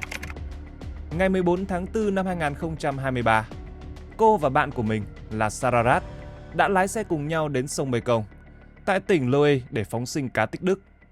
Thời điểm này là Tết Songkran của Thái Lan. Mọi người sẽ phóng sinh cá như một việc làm tích đức cho bản thân và gia đình. Trên một con phố, họ đã đỗ xe để đi phóng sinh cá. Thật may thay, ngay gần đó có camera giám sát đã ghi lại được tất cả. Từ khi hai người xuống xe, Siripon tập trung sự chú ý của bản thân vào những chú cá, còn người bạn bên cạnh đang chăm chú vào chiếc điện thoại. Không biết Sararat đã nói gì với Siripon, nhưng ngay sau đó, cô ấy liền rời đi trước về phía đối diện, còn nạn nhân vẫn tiếp tục hành trình tích đức của bản thân. Cô cầm túi cá đi một mình đến bờ sông. Thế nhưng, không lâu sau khi đến bờ sông, thì Siripon liền bị ngất xỉu. Sau khi được đưa đến bệnh viện, thì cô được chẩn đoán là đã qua đời vì suy tim cấp. Gia đình của Siripon rất khó chấp nhận kết quả này. Họ không tin được vì cô là người phụ nữ trưởng thành khỏe mạnh, giống như một nữ cường luôn chăm chỉ làm việc. Làm sao có thể đột ngột qua đời vì bệnh suy tim? Trước đây, cô ấy cũng không có bất kỳ dấu hiệu bệnh tật nào. Vì điều này mà gia đình quyết định làm khám nghiệm tử thi và kết quả cho ra rằng gia đình họ đã đúng. Trong máu của Siripon phát hiện một lượng nhỏ cyanua. Rất có thể người phụ nữ này đã bị đầu độc và hãm hại. Nhưng hung thủ là ai? Và tất nhiên, đối tượng nghi ngờ đầu tiên là Sararat. Đầu tiên là các hành vi của cô rất đáng ngờ. Hai người họ hẹn nhau cùng đi thả cá tích đức. Đến nơi, cô ta lại tìm cớ rời đi trước. Nhưng lại không hẳn là đi khỏi, mà đứng một bên nhìn ngó xung quanh. Giống như cô ta đang đợi một điều gì đó. Sau khi Siripon ngất đi, tất cả người lạ xung quanh đều xúm lại giúp đỡ. Nhưng người bạn duy nhất là Sararat ở gần đấy lại chỉ đứng nhìn từ xa, sau đó liền nhanh chóng rời đi. Và cho dù có biện minh thế nào cũng không thể giải thích nổi trường hợp này. Vì nếu không biết sơ cứu thì ít nhất một người bạn bình thường cũng sẽ chạy ngay đến để xem tình hình rồi gọi cấp cứu. Nhưng không, Sararat đã tự lái xe rời đi. Ngoài ra, túi hiệu của Siripon cùng 2 chiếc điện thoại và 40.000 baht, khoảng 29 triệu Việt Nam đồng, cô ấy mang theo đều biến mất không dấu vết.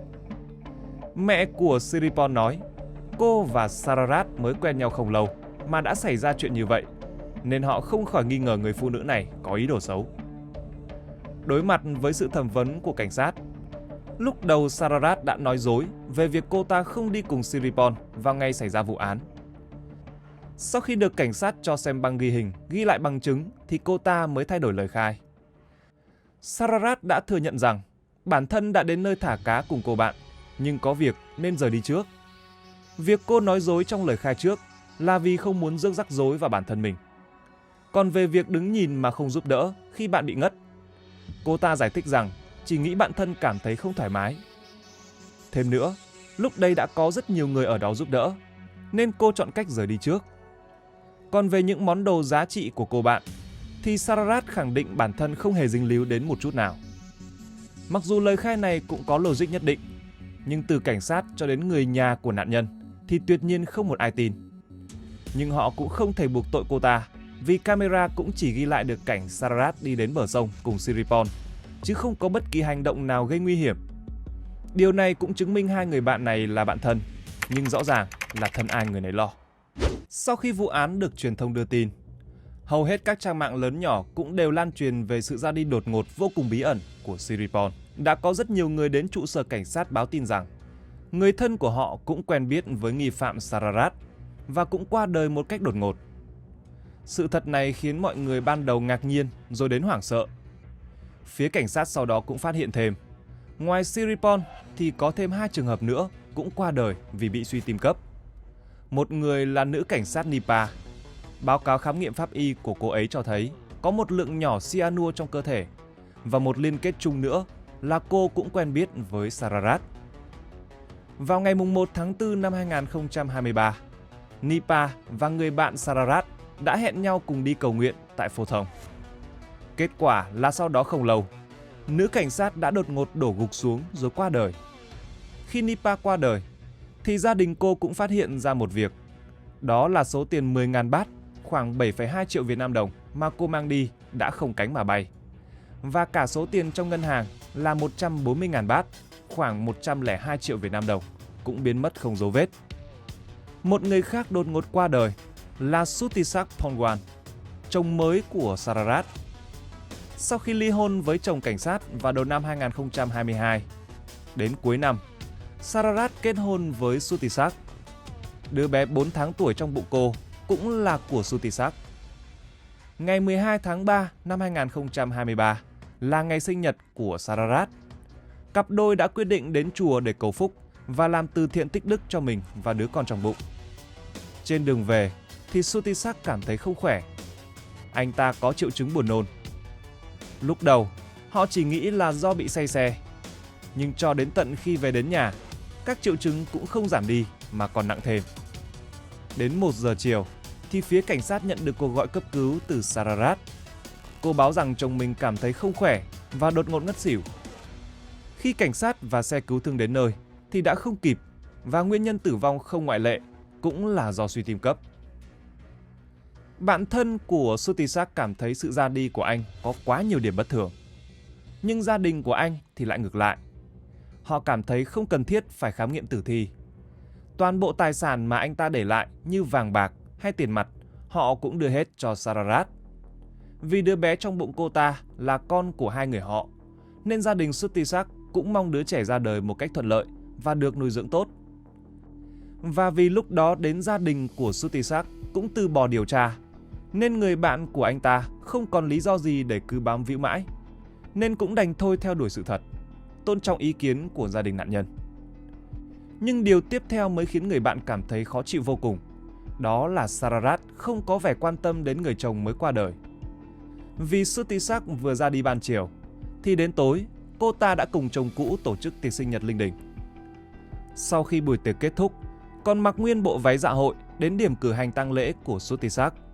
Điều này khiến cho những người bạn thân của anh ta không thể ngồi yên được nữa. Họ quả quyết nhất định phải tìm ra lời giải thích thỏa đáng cho người anh em tốt đã khuất. Cuối cùng vào tháng 4 năm 2023, người bạn này đã có cơ hội lẻn vào nhà của Sararat để tìm kiếm bằng chứng. Kết quả không làm anh ta thất vọng khi tìm thấy một lọ thuốc bột màu trắng ở một góc không ai chú ý trong căn nhà. Người bạn này đã giao nộp ngay cho phía cảnh sát. Trên lọ ghi nhãn là UN1680. Cảnh sát tìm kiếm tên và đã phát hiện, hóa ra đây là chất hóa học nguy hiểm, kali cyanua.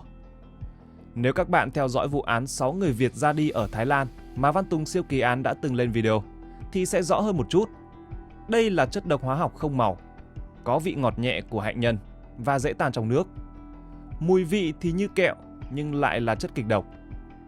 Đặc biệt khi kali cyanua vào cơ thể người sẽ gây tổn thương các tế bào, làm chậm quá trình trao đổi oxy, ảnh hưởng đến hệ thần kinh trung ương, tổn thương não và cuối cùng là dẫn đến suy hô hấp cục bộ. Khi lượng kali cyanua trong cơ thể người đạt ngưỡng 100,2 gram sẽ dẫn đến mất ý thức sau 10 giây ngắn ngủi và ngưng thở trong vòng 2 giờ nếu không được cấp cứu kịp thời. Khi ai đó bị đầu độc bằng kali cyanua, biểu hiện sẽ chỉ như một cơn đau tim rồi qua đời, giống như một sự ra đi tự nhiên nhưng đột ngột. Ngoài ra, dẫn lời của một bác sĩ Thái Lan thì kali cyanua chuyển hóa trong cơ thể người rất nhanh, chỉ trong vòng 24 giờ. Lượng kali cyanua đi vào cơ thể sẽ được chuyển hóa đến 80%. Do đó, ngay khi kiểm tra thi thể, pháp y cũng sẽ chỉ phát hiện một lượng nhỏ cyanua. Còn nếu trường hợp không kiểm tra kịp thời, có thể sẽ hoàn toàn không phát hiện ra cyanua nữa. Tại một số khu vực ở Thái Lan, do điều kiện kinh tế, y tế còn yếu, việc qua đời do trúng độc kali cyanua hay sự ra đi một cách tự nhiên sẽ không dễ phân biệt. Điều này đã dấy lên một nghi ngờ từ phía cảnh sát. Sự ra đi đột ngột của Siripon và hơn 10 nạn nhân khác có thể đều bởi vì Sararat đã dùng kali cyanua hạ độc. Ngay sau đó, phía cảnh sát đã cho điều tra lại toàn bộ nguyên nhân tử vong của các nạn nhân. Và điều không tưởng cũng đã được vén màn. Kể từ năm 2020 cho đến năm 2023, đã có 14 người quen biết với Sararat được xác nhận là đã qua đời đột ngột vì suy tim cấp. Có phải tất cả những người này đều do một tay Sararat tiễn đưa về miền cực lạc hay không? Nếu đây là sự thật, thì người phụ nữ này quả thật là quá tàn độc.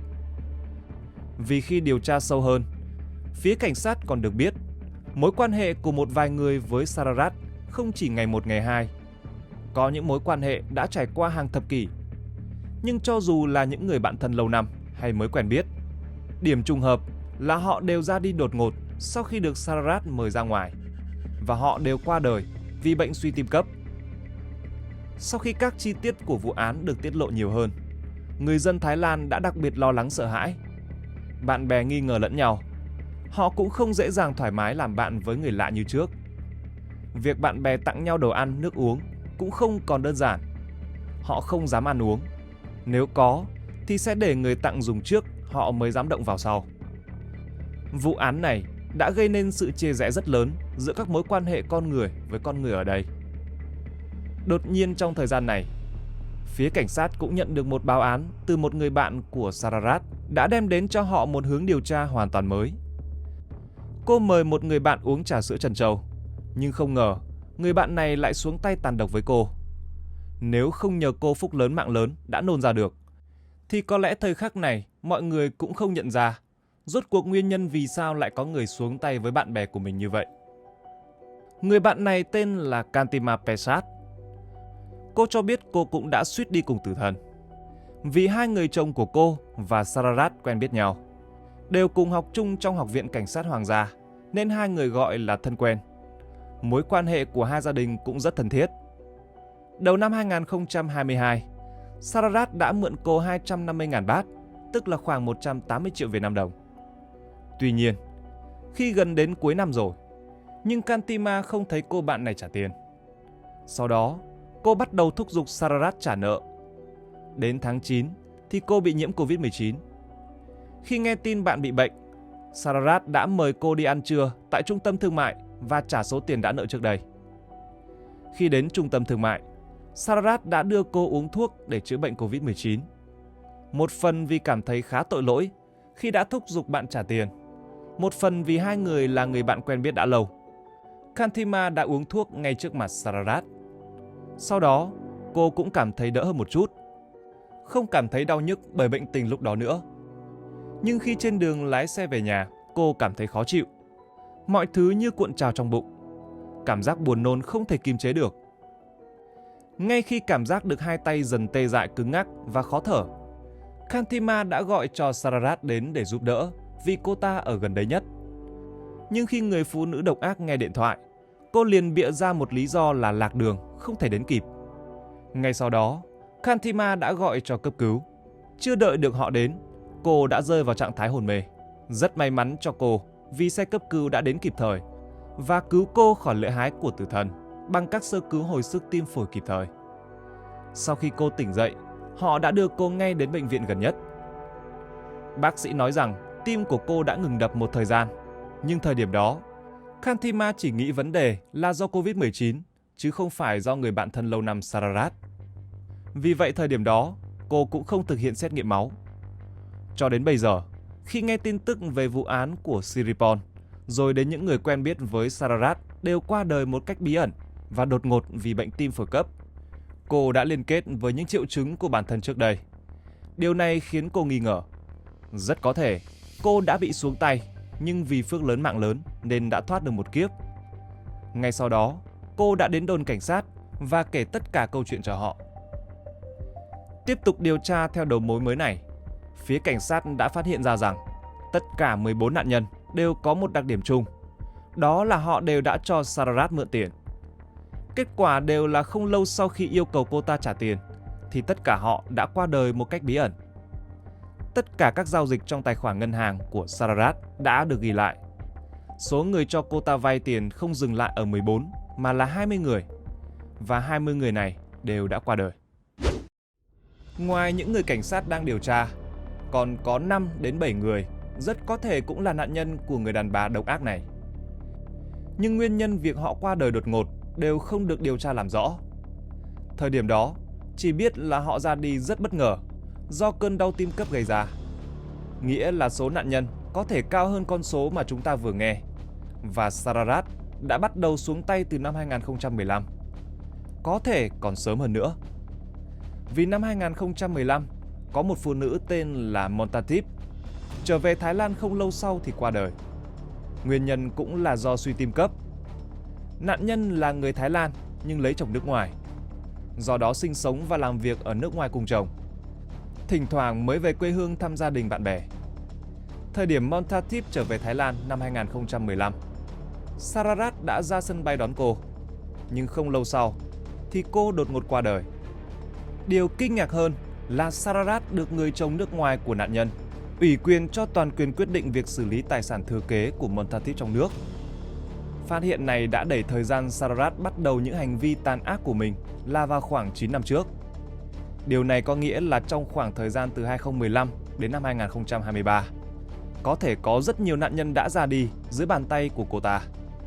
Nhưng vì việc qua đời đột ngột giống như bị suy tim, thì không một gia đình của nạn nhân nào nghi ngờ người phụ nữ này cả. Do đó, họ cũng không tiến hành kiểm tra tử thi mà đem đi hỏa thiêu luôn. Điều này khiến cảnh sát không thể biết được số lượng nạn nhân rốt cuộc là bao nhiêu. Trong quá trình điều tra, phía cảnh sát đã phát hiện Sararat có một số nợ khổng lồ trong thẻ tín dụng và họ cũng xác nhận nguyên nhân dẫn đến những lần ra tay không tình người của Sararat đều là vì tiền bạc. Nhưng vấn đề là Sararat nhận tiền của nạn nhân bằng hình thức nào? Cảnh sát đã phân loại ra một vài tình huống. Một số người đã cho cô ta mượn tiền, một số người khác thì tham gia vào trò chơi tiền ảo của cô ta, một số khác thì mua bảo hiểm, có những người thì muốn vay tiền nên thế chấp ô tô. Đầu tiên là những người cho Sararat mượn tiền. Họ đều là những bạn thân của hung thủ. Ví dụ điển hình như Kantima, người may mắn thoát khỏi cửa tử. Sararat mượn tiền từ những người bạn, cứ mượn người này để đập vào nợ của người khác. Mọi thứ cũng khá suôn sẻ. Bên cạnh đó, Sararat cũng dùng chất kích thích. Cô cũng vay tiền để mua những thứ này với những lời hứa sẽ trả lãi cao hơn. Những lần vay đầu thì đều nhỏ lẻ và quả thật cô ta cũng trả lãi cao hơn. Như vay 20.000 baht thì sẽ trả thêm 30.000. Nhưng số tiền mà cô ta mượn thì càng ngày càng lớn và việc trả nợ cũng không còn nhiệt tình như trước. Luôn trong trạng thái bù lỗ, vay không đủ tiền trả. Và khi những người chủ nợ hối thúc trả nợ thường xuyên, đây cũng là thời điểm mọi người không còn thấy những người chủ nợ trên cõi đời này nữa. Cảnh sát phát hiện trong điện thoại của Sararat có một nhóm chơi liên quan đến tiền. Nhóm này bao gồm 7 người, trong đó có cô ta. Với luật chơi như sau: 7 người cùng chuyển tiền vào nhóm. Người nào chuyển số tiền lớn nhất sẽ thắng và được lấy tất cả số tiền còn lại mà những người khác vừa chuyển vào. Nghe thì có vẻ là trò chơi nhạt nhẽo hết sức, nhưng trò này lại đánh trúng tâm lý tham lam của con người. Nếu họ lấy được một lần rồi, cảm thấy tiền dễ dàng kiếm như thế, quả ngọt này cũng rất dễ hái, nên họ sẽ ngày càng hăng hái hơn. Còn những người thua cuộc sẽ cảm thấy tiếc nuối, cũng sẽ ở lại nhóm để cố gắng thu hồi vốn trong lần tới. Trò chơi tiền bạc trực tuyến này cũng rất phổ biến ở Thái Lan, giống như đánh bạc online. Nhưng đối với Sararat thì nó không chỉ đơn giản là như vậy, vì cô ta còn muốn câu cá lớn hơn. Thông qua trò chơi này, Sararat có thể phân loại được những người giàu thực sự hay không. Vì chỉ những người ở lại nhóm sau cùng mới được gọi là cá lớn. Những người thua vài ván là hết tiền thì không thể lọt vào mắt của cô ta. Với những người giàu được lọc ra, Sararat lại phân loại tiếp một lần nữa để tìm ra người giàu nhất. Cô ta sẽ lợi dụng vị trí môi giới bảo hiểm của mình, lừa họ mua những gói bảo hiểm với những lợi nhuận có vẻ hấp dẫn. Sau đó, người đàn bà độc ác này sẽ xuống tay với họ để nhận số tiền bảo hiểm khổng lồ. Mọi người có phải đang thắc mắc tại sao Sararat lại nhận được số tiền bảo hiểm ấy mà không phải người thân của bên mua bảo hiểm hay không?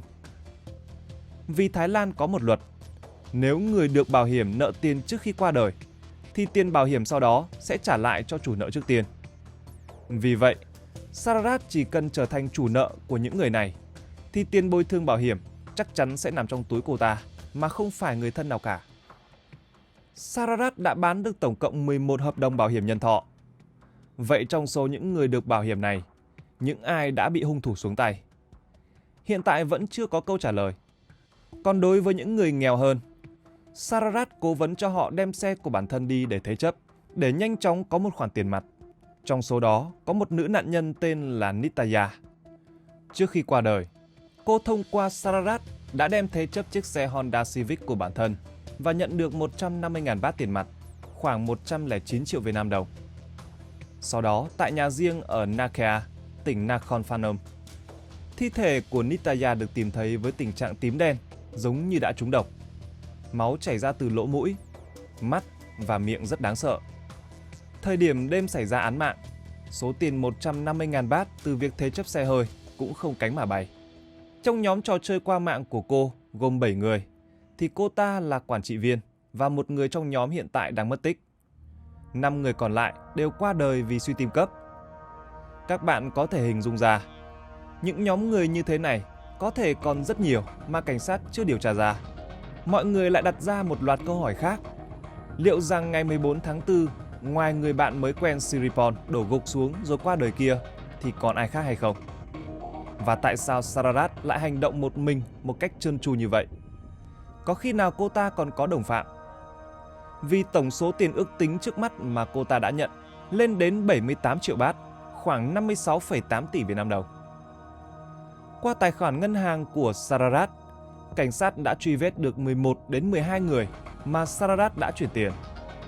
Họ cũng đang điều tra những người này có phải là đồng phạm của cô ta hay không. Như đã nói ở trên, cảnh sát đã xác nhận những người thường xuyên chuyển tiền cho Sararat. Đã có 20 người ra đi đột ngột. Số tiền những người này chuyển cho Sararat từ 3.000 đô cho đến 10.000 đô. Tổng tất cả số tiền mà 20 người chuyển cho cô ta rơi vào khoảng 200.000 đô, khoảng 4,9 tỷ Việt Nam đồng. Vậy số tiền còn lại ở đâu ra? Từ đây có thể đoán được, số nạn nhân nhiều hơn chúng ta tưởng tượng rất nhiều. Nó không chỉ dừng lại ở 20 người. Có rất nhiều nạn nhân, rất có thể đã bị cô ta bao đến cạn kiệt. Ngoài các vụ án 15 nạn nhân bị đầu độc, phía cảnh sát cũng đang điều tra 3 vụ khác đều có nghi ngờ liên quan đến người phụ nữ tàn độc này. Họ phát hiện một cách thức gây án khác của Sararat. Chồng của một trong số những nạn nhân kể lại, vào năm 2020, vợ của ông cho cô ta vay 100.000 baht, khoảng 72,8 triệu Việt Nam đồng. Sau đó, cô ta đã gửi đến cho người vợ này một lọ thuốc giảm cân. Nhưng kết quả sau khi uống không lâu thì người phụ nữ xấu số này đã qua đời. Cảnh tượng cô ấy ra đi vẫn còn ám ảnh. Miệng chảy máu, môi và móng đen lại như bị trúng độc. Và thế là chủ nợ đã qua đời, còn nợ Sararat không cần phải trả món nợ này nữa. Người xưa đã nói, không nên cho bạn bè vay nợ, dễ mất hòa khí đôi bên. Nhưng đây đâu chỉ là mất hòa khí thôi đâu. Đối với Sararat, là cô còn xuống tay tiễn bạn về chầu trời. Về nguồn gốc của kali cyanua, Phía cảnh sát điều tra đã xác nhận Sararat đã mua trên mạng. Từ phía người bán, cảnh sát còn phát hiện ra hơn 100 người mua hàng khác ngoài hung thủ. Cảnh sát đã gọi điện điều tra trực tiếp cho từng người trong danh sách này. Đáng ngạc nhiên là có cả những ngôi sao nổi tiếng như nữ diễn viên Ice Prichaya, 33 tuổi. Cô từng tạo ra kỷ lục doanh thu phòng vé 1,6 tỷ baht. Nữ diễn viên nổi tiếng giải thích lý do mua cyanua là do căn biệt thự sang trọng có nhiều thằn lằn và rắn hay bò vào tấn công chú chó cưng của cô. Mặc dù Ice Prichaya đã nghĩ nhiều cách để đuổi nhưng đều không hiệu quả. Thế nên nữ diễn viên mới nghĩ đến cách dùng kali cyanua để tiêu diệt đám rắn rết này. Nhưng cô cũng không ngờ lại mua được thật. Sau khi mua xong, cô còn chưa kịp mở nắp chai thì đã bị gọi thẩm vấn. Trong vụ án sát hại liên hoàn của Thái Lan này, thực chất kali cyanua là chất độc được nhà nước kiểm soát. Mua hay bán đều là vi phạm pháp luật. Vậy mà nhiều người lại có thể dễ dàng mua được trên mạng và chỉ cần 2 ngày là có thể nhận được hàng. Đúng là khó tin. Nhưng cho đến tận khi vụ án của Siripon thì cảnh sát mới phát hiện ra vấn đề này. Đến thời điểm này thì Sararat đã sát hại rất nhiều người chỉ trong vài năm ngắn ngủi. Chắc chắn các bộ ngành liên quan đến những vấn đề này sẽ phải chịu trách nhiệm cho những thiếu sót của họ.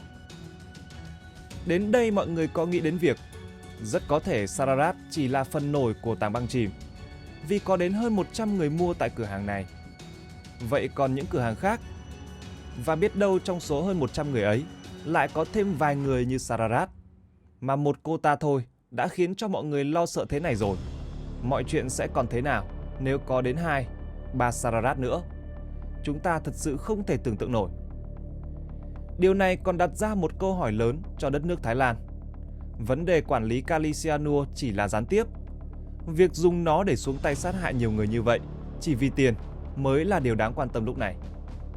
Những vấn đề xã hội nhức nhối những năm gần đây, những nợ xấu của các cá nhân và gia đình tại Thái Lan ngày càng trở nên nghiêm trọng. Người trẻ Thái Lan ngày một tiêu dùng không kiểm soát. Họ dùng vượt quá số tiền kiếm được ngày mai chỉ để tận hưởng ngày hôm nay. Nhưng vấn đề là ngày mai còn chưa tới. Việc này dẫn tới nợ tín dụng tăng cao. Theo dữ liệu của Ngân hàng Quốc gia Thái Lan, vấn đề nợ tiêu dùng của Thái Lan năm 2023 đã vượt ngưỡng báo động. Tổng số nợ của các gia đình đã chiếm đến 90% so với tỷ lệ GDP. Sararat cũng giống như bao người khác đang cố gắng trả nợ thẻ tín dụng. Và việc này đồng thời cũng kéo theo cô ta dần trở thành bạo chúa của những kẻ sát nhân. Nếu vấn đề xã hội của Thái Lan không được giải quyết kịp thời, chắc chắn tương lai sẽ có thêm Sararat thứ 2, thứ 3 hoặc nhiều hơn. Và các trường hợp cực đoan như vậy chắc chắn sẽ xuất hiện. Chỉ là cách thức xuống tay có thể sẽ khác lần này mà thôi. Hiện tại Sararat đã bị buộc tội với 11 cáo buộc xuống tay cấp độ 1. Mặc dù vậy nhưng cô ta vẫn rất cứng miệng. Người phụ nữ điên rồ này đã phủ nhận tất cả cáo buộc đối với mình. Cô ta cũng cho rằng bản thân bị vấn đề về tinh thần. Còn những người thân của các nạn nhân xấu số đã yêu cầu mức án kịch khung là tử hình cho con người tàn độc này. Trong số các người thân của nạn nhân, anh chồng của người phụ nữ đã qua đời vì uống thuốc giảm cân của Sararat đã kể lại. Vì người vợ mới sinh con được 2 tháng, nên khá lo lắng về vóc dáng. Cô ấy đã uống thuốc giảm cân hung thủ đưa mà không nghĩ quá nhiều. Kết quả là người vợ đã ngã xuống trước mặt đứa con cả 5 tuổi. Đứa con ngây thơ khóc gọi điện cho bố vì người mẹ ngất đi mà không tỉnh. Điều này có lẽ sẽ ám ảnh đứa bé đến hết cuộc đời này. Người phụ nữ tàn độc Sararat đã khiến cho bao gia đình rơi vào cảnh tang thương, nỗi đau đớn tuyệt vọng khi mất đi người thân yêu nhất cuộc đời. Nhưng điều đau lòng hơn có lẽ là đây. Sararat cho dù bị kết án cũng sẽ không nhận mức án kịch khung là tử hình. Đại diện cơ quan chức năng của Thái Lan gọi đây là vụ án lịch sử.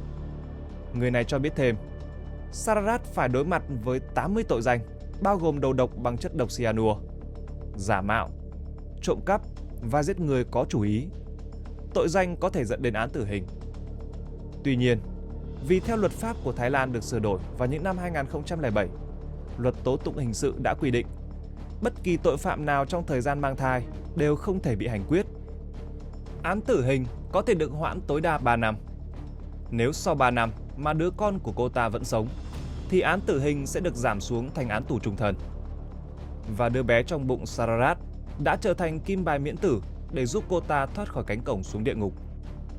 Tuy nhiên, cô ta vẫn sẽ phải trả giá những năm tháng còn lại của cuộc đời mình trong ngục tù. Sau khi bị giam không lâu, người đứng đầu nhà tù đã thông báo với giới truyền thông. Sararat đã thích ứng rất nhanh với cuộc sống trong tù. Cô hiện tại ăn uống thoải mái, trò chuyện cùng các bạn tù khác khá thân thiết, giống như chưa có chuyện gì xảy ra. Còn những người đã bị cô ta sát hại cũng không thể sống lại được nữa, cũng không thể khiến hung thủ đền tội ác một cách đúng đắn. Sự công bằng mà mọi người mong muốn cũng khó có thể có được. 4. Vụ án tiểu thư tài phiệt Jessica Wang Shou khử bạn thân bằng ly cà phê Việt Nam. Đầu năm 2016, một vụ án mạng kinh hoàng xảy ra tại một quán cà phê sang trọng đã làm chấn động cả đất nước Indonesia. Jessica Wang Shou, với vẻ ngoài xinh đẹp và cuộc sống giàu sang, đã trở thành tâm điểm của sự chú ý. Nhưng đằng sau vẻ ngoài hoàn hảo ấy là một tâm hồn đen tối và những tham vọng không đáy. Vụ án về Jessica Wang Shou không chỉ là một vụ án mạng đơn thuần, mà còn là tấm gương phản chiếu những vấn đề xã hội sâu sắc, từ sự bất bình đẳng giàu nghèo đến lòng đố kỵ. Sinh năm 1988 tại Jakarta, Indonesia, Jessica Kumala Wang Shou là con út trong gia đình danh giá của ông bà Winadi Wang Shou và Imelda Wang Shou. Lớn lên trong nhung lụa, được bao bọc bởi sự giàu sang, Jessica được chiều chuộng hết mực.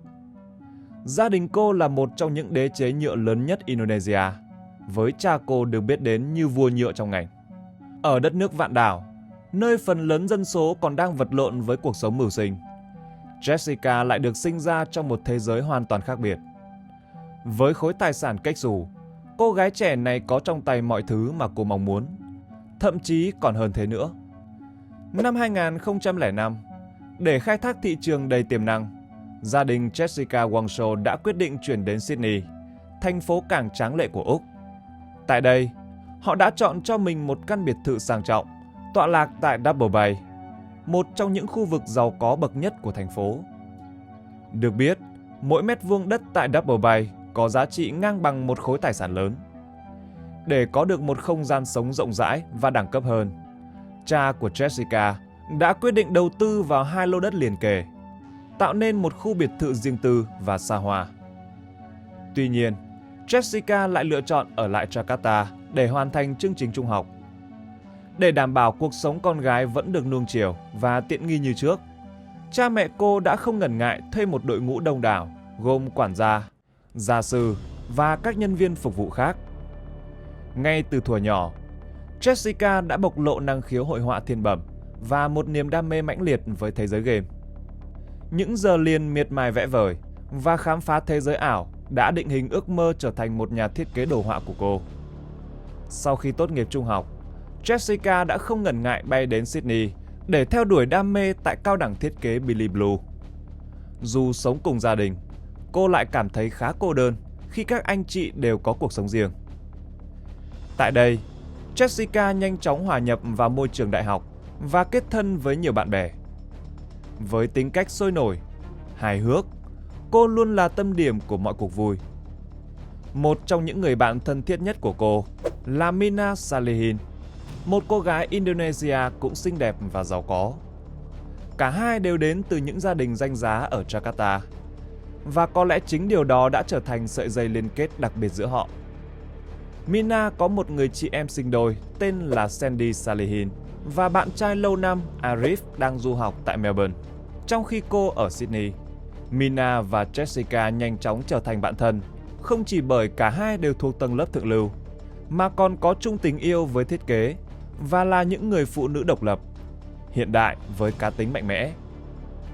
Mặc dù có nhiều nét tương đồng, Jessica và Mina vẫn mang trong mình những cá tính đối lập. Nếu Jessica thẳng thắn, luôn là tâm điểm của mọi buổi tiệc, thì Mina lại trầm tính, khiêm tốn. Trong khi Jessica thích tỏa sáng ở mọi góc cạnh, Mina lại tìm thấy niềm vui trong sự giản dị, cuộc sống bình yên. Đặc biệt, khác hẳn với Jessica, gia đình Mina luôn tràn ngập tình yêu thương và sự gắn bó. Những năm tháng đại học, với bao kỷ niệm đáng nhớ, hẳn là quãng thời gian đẹp nhất trong đời mỗi người. Mina và Jessica cùng với hai người bạn thân khác là Hani và Vera, cũng là những cô gái đến từ những gia đình giàu có ở Jakarta, đã có những năm tháng sinh viên thật đáng nhớ. Cả bốn thường xuyên cùng nhau đi chơi, tạo nên những kỷ niệm khó quên. Thời gian thấm thoát trôi qua, và rồi cũng đến ngày chia tay mái trường. Sau khi tốt nghiệp, Mina quyết định quay trở về Jakarta bên bạn trai. Trong khi đó, Jessica lại lựa chọn ở lại Úc để gần gia đình hơn. Tháng 6 năm 2015, Mina đã quyết định đến Sydney để tận hưởng kỳ nghỉ. Cô háo hức mong chờ được gặp lại những người bạn đã cùng nhau trải qua những năm tháng đại học sôi động. Ngay lập tức, Mina đã liên hệ với Jessica và hai người bạn thân thiết đã lên kế hoạch cho một buổi tối quây quần bên nhau. 4 năm trôi qua nhanh như chớp, mỗi người đã có những bước ngoặt mới trong cuộc sống. Mina với nụ cười rạng rỡ, chia sẻ về tình yêu viên mãn bên vị hôn phu và những dự định cho một đám cưới trong mơ. Trái ngược với đó, cuộc sống của Jessica lại đang rơi vào bế tắc. Khi làm việc tại New South Wales, cô phải đối mặt với mối quan hệ ngày càng căng thẳng cùng bạn trai Patrick. Những hành vi hung bạo và việc sử dụng chất cấm của Patrick đã trở thành một nỗi ám ảnh đối với Jessica. Những tổn thương tinh thần sâu sắc đã khiến cô trở nên trầm cảm và cô độc. Jessica không còn là cô gái vui vẻ, hoạt bát như trước nữa. Biết được tình hình, Mina vô cùng lo lắng cho người bạn thân của mình. Với bản tính thẳng thắn, cô không ngần ngại khuyên Jessica nên chấm dứt mối quan hệ với Patrick. Những gì Jessica chia sẻ về bạn trai mình đã cho thấy rõ ràng Patrick không phải là một người đàn ông tốt. Tuy nhiên, Mina không thể ngờ rằng lời khuyên chân thành của mình lại khiến Jessica phản ứng một cách dữ dội đến vậy. Sau khi nghe Mina nói xong, Jessica đột ngột đứng dậy, rời khỏi nhà hàng mà không nói lời nào, để lại Mina với nỗi lo lắng và băn khoăn. Sự việc này đã cho Mina một bài học sâu sắc, không nên vội vàng đưa ra lời khuyên về chuyện tình cảm của người khác, bởi mỗi người đều có cách giải quyết vấn đề của riêng mình. Tình bạn thân thiết một thời giữa Mina và Jessica giờ đây chỉ còn là dĩ vãng. Kể từ khi tốt nghiệp, tình cảm của hai người dần phai nhạt, và cuối cùng, mối quan hệ này dường như đã đến hồi kết. Mina chia sẻ với bạn trai Arif rằng cô cảm thấy khó xử khi chỉ gặp riêng Jessica. Cô cần có thêm những người bạn chung để không khí trở nên thoải mái hơn. Arif an ủi cô rằng không cần quá lo lắng về điều đó. Dù sao, khoảng cách địa lý giữa Jakarta và Sydney đã tạo ra một rào cản vô hình, khiến họ ít có cơ hội gặp gỡ và chia sẻ nhiều như trước. Tháng 11 năm 2015, tại hòn đảo Bali xinh đẹp, Mina đã tổ chức một đám cưới trong mơ với Arif. Buổi lễ diễn ra vô cùng lãng mạn và ấm áp, đánh dấu một chương mới hạnh phúc trong cuộc đời cô. Tuy nhiên, trong danh sách khách mời, vắng bóng một người bạn thân thiết đã từng gắn bó với cô, Jessica. Với vẻ đẹp rạng rỡ và sự thông minh vốn có, Mina trở thành tâm điểm của buổi lễ. Cuộc hôn nhân của cô với Arif được mọi người ngưỡng mộ và chúc phúc. Trong khi Mina đang tận hưởng cuộc sống hạnh phúc, thì ở một nơi khác, Jessica lại phải đối mặt với những hệ lụy nghiêm trọng từ những sai lầm của mình. Và một đêm tháng 8 năm 2015, chiếc Audi A3 của Jessica đã lao vào bức tường của một viện dưỡng lão, gây ra một vụ tai nạn nghiêm trọng. Vụ va chạm mạnh đã để lại một vết nứt lớn trên bức tường gạch. May mắn thay, không ai bị thương nặng và cô đã được đưa đến bệnh viện để điều trị. Tiếng động lớn vang vọng khắp viện dưỡng lão, đánh thức giấc ngủ của những người cao tuổi. Vụ tai nạn đã gây ra một cuộc hỗn loạn nhỏ. Jessica chỉ bị thương nhẹ, nhưng chiếc Audi A3 yêu quý của cô đã bị hư hỏng nặng. Đây không phải là lần đầu tiên trong năm 2015, Jessica phải gọi xe cứu thương. Suốt một năm qua, cô đã tự gây ra những tổn thương cho bản thân đến 5 lần, như một cách để tìm kiếm sự giải thoát. Mỗi khi cảnh sát và xe cứu thương xuất hiện trước cửa nhà, bạn trai của cô đều kịp thời có mặt, dường như đã quá quen thuộc với những tình huống này. Đến tháng 11, kiên nhẫn của Patrick đã cạn kiệt. Không thể chịu đựng thêm những hành vi mất kiểm soát và đe dọa của Jessica, anh đã quyết định báo cảnh sát. Hàng ngàn tin nhắn đe dọa sẽ lấy mạng anh. Những cuộc gọi quấy rối liên tục, không chỉ nhắm vào anh mà còn lan rộng đến bạn bè và gia đình của anh. Patrick cảm thấy mệt mỏi và sợ hãi cho sự an toàn của bản thân và những người thân yêu. Trong khi đó, cuộc sống của Jessica ngày càng trượt dốc.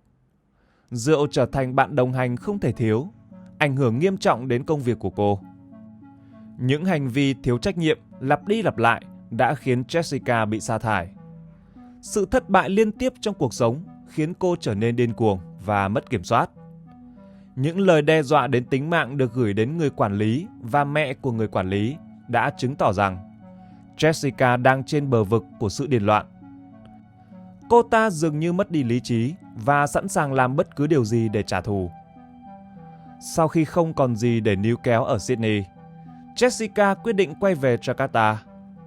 Mọi người xung quanh đều cho rằng cô muốn tìm về chốn bình yên và bắt đầu một cuộc sống mới. Tuy nhiên, đằng sau quyết định đó là một âm mưu đen tối mà ít ai ngờ tới. Đầu tháng 12 năm 2015, Jessica đã chủ động liên lạc với Hani và Mina, hai người bạn thân cũ, qua một nhóm chat trên WhatsApp. Hani cũng đang sống tại Jakarta, trong khi Mina vẫn còn mang trong lòng nỗi buồn từ cuộc gặp gỡ cuối cùng. Khi nhận được lời mời hẹn gặp mặt từ Jessica, Mina tỏ ra do dự.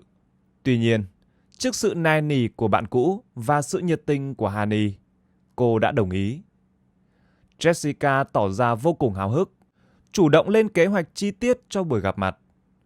Cô ấy hỏi mọi người muốn uống gì và thậm chí còn đề nghị tự mình đặt chỗ. Mina với vẻ cảnh giác chỉ đơn giản trả lời rằng cô thích cà phê đá Việt Nam và sẽ tự gọi khi đến nơi.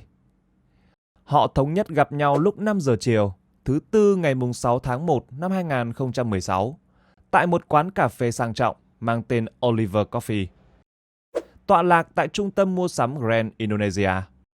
Đúng 3 giờ 30 phút chiều, Jessica đã có mặt tại quán, sớm hơn hẳn so với giờ hẹn. Thay vì tìm một góc yên tĩnh để chờ đợi, cô nàng lại tỏ ra vô cùng quan tâm đến cách bài trí của quán.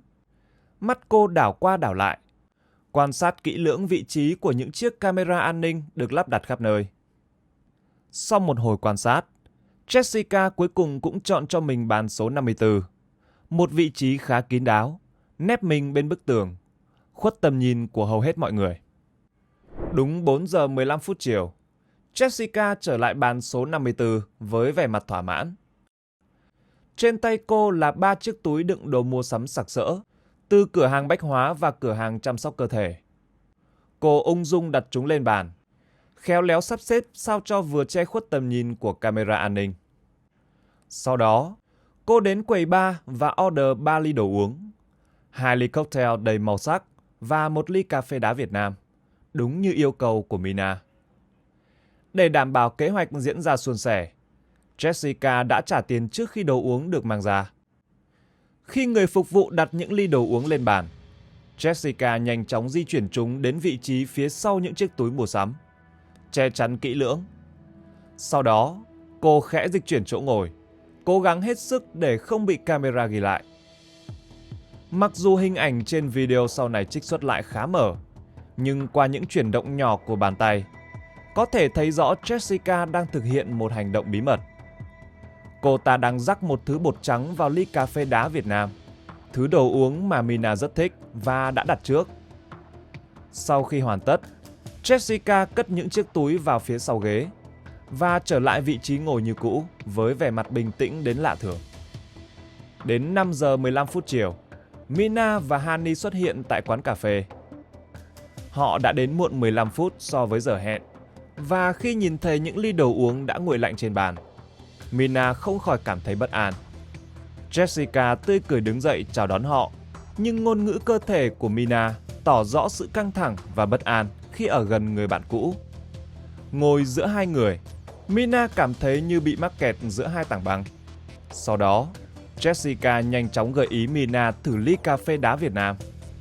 Không hề hay biết về âm mưu đằng sau, Mina đưa ly cà phê lên miệng và nhấp một ngụm nhỏ. Ngay lập tức, gương mặt cô trở nên tái nhợt. Cô vung tay lên, hoảng loạn hét lên với Honey. Cái này có vị gì vậy? Kinh khủng quá. Mặc dù chỉ uống một ngụm nhỏ, nhưng Mina đã cảm thấy được sự khác lạ trong hương vị của cà phê. Thế nhưng, dù chỉ một ngụm nhỏ ấy đã đủ kết liễu số phận của Mina. Trong khoảnh khắc ngắn ngủi, đầu cô bất ngờ ngả ra sau, cơ thể co giật dữ dội, bọt mép trắng xóa phủ kín khuôn mặt và những tiếng nôn ọe yếu ớt vang lên. Chỉ trong vài phút, Mina đã ngã quỵ xuống sàn và nằm bất động. Tiếng thét thất thanh của Honey xé toạc không gian yên tĩnh của quán cà phê, báo hiệu một sự việc nghiêm trọng đã xảy ra. Nhân viên phục vụ quán và quản lý quán hốt hoảng chạy đến. Ánh mắt họ tràn đầy sự lo lắng. Honey cố gắng lay gọi Mina, nhưng người bạn của cô hoàn toàn không có bất kỳ phản ứng nào. Gương mặt tái nhợt, đôi môi tím tái. Mina nằm bất động trên sàn nhà và hơi thở yếu dần. Người quản lý quán lập tức yêu cầu nhân viên gọi xe cấp cứu và mang bình oxy đến. Bầu không khí trong quán trở nên vô cùng căng thẳng. Tiếng la hét, tiếng khóc hòa quyện vào nhau, tạo thành một bản giao hưởng hỗn loạn. Những thực khách khác, ban đầu còn tỏ ra tò mò, giờ đây đều hoảng loạn và nhanh chóng rời khỏi quán. Honey vẫn không ngừng khóc lóc, ôm chặt lấy cơ thể tím tái của Mina, cầu xin bạn mình tỉnh lại. Trong khi mọi người hoảng loạn, Jessica vẫn giữ thái độ bình tĩnh đến lạ thường. Ánh mắt cô ta đảo qua đảo lại, quan sát phản ứng của những người xung quanh. Ngay khi người quản lý quán cà phê đưa ra phỏng đoán rằng Mina có thể bị lên cơn động kinh, Jessica lập tức cắt ngang, ánh mắt sắc bén nhìn chằm chằm vào người quản lý. Các người đã bỏ gì vào cà phê của cô ấy vậy? Câu hỏi bất ngờ này khiến mọi người sững sờ. Người quản lý, vốn đang lo lắng, giờ đây lại cảm thấy bị xúc phạm và bối rối. Cô không thể hiểu nổi tại sao một khách hàng lại có thể vu khống cửa hàng như vậy. Tuy nhiên, trước những nghi vấn ngày càng lớn, người quản lý quyết định bảo quản cốc cà phê đó để làm bằng chứng. Nếu không có câu hỏi đầy nghi ngờ của Jessica, rất có thể bằng chứng quan trọng nhất để chứng minh vụ án sẽ bị bỏ qua. Trong lúc hỗn loạn, Honey gọi cho Arif, chồng của Mina, với giọng nói run rẩy báo tin dữ. Arif lặng người khi nghe tin vợ mình gặp nạn. Anh vội vàng đến bệnh viện, nhưng mọi nỗ lực cứu chữa đều vô vọng. Khi anh đến nơi, Mina đã trút hơi thở cuối cùng. Các bác sĩ cho biết cô đã qua đời do ngộ độc cấp tính. Arif như hoàn toàn sụp đổ trước hiện thực phũ phàng. Hai người vừa mới kết hôn được 2 tháng. Trước khi đi làm, anh còn trao cho vợ nụ hôn tạm biệt, lòng tràn đầy hy vọng về một tương lai tươi sáng. Những kế hoạch, những ước mơ chung vẫn còn nguyên vẹn trong tâm trí anh. Thế mà giờ đây, tất cả đã trở thành quá khứ.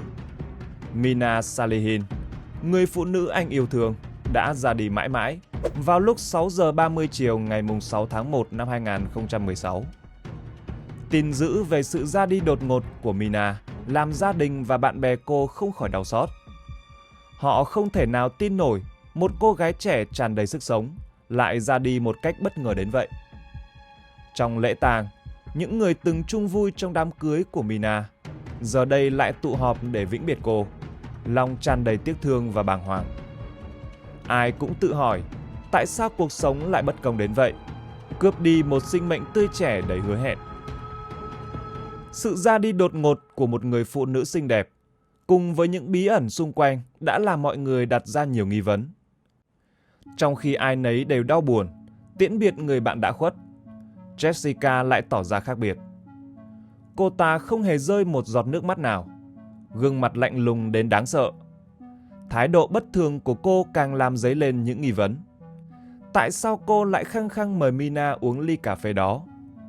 Tại sao lại chọn vị trí ngồi khuất tầm mắt? Và tại sao lại mua sắm nhiều đồ vật đến vậy để che chắn?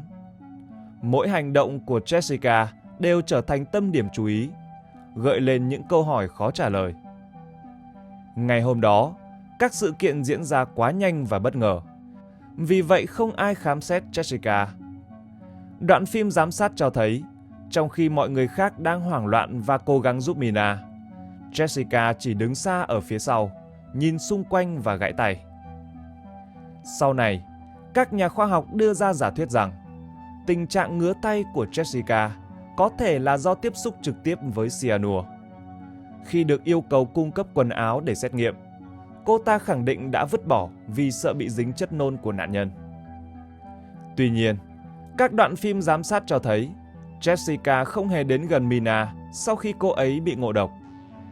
Thay vào đó, cô ta chỉ đứng quan sát từ xa với vẻ mặt lạnh lùng, không hề có bất kỳ hành động giúp đỡ nào. Điều này càng củng cố nghi ngờ về sự liên quan của Jessica đến vụ án. Thật khó tin rằng một người phụ nữ trẻ, được giáo dục tốt và có vẻ ngoài đoan trang như Jessica lại có thể ra tay với bạn mình. Người quản lý cửa hàng đã giao nộp cốc cà phê của nạn nhân cho cơ quan điều tra.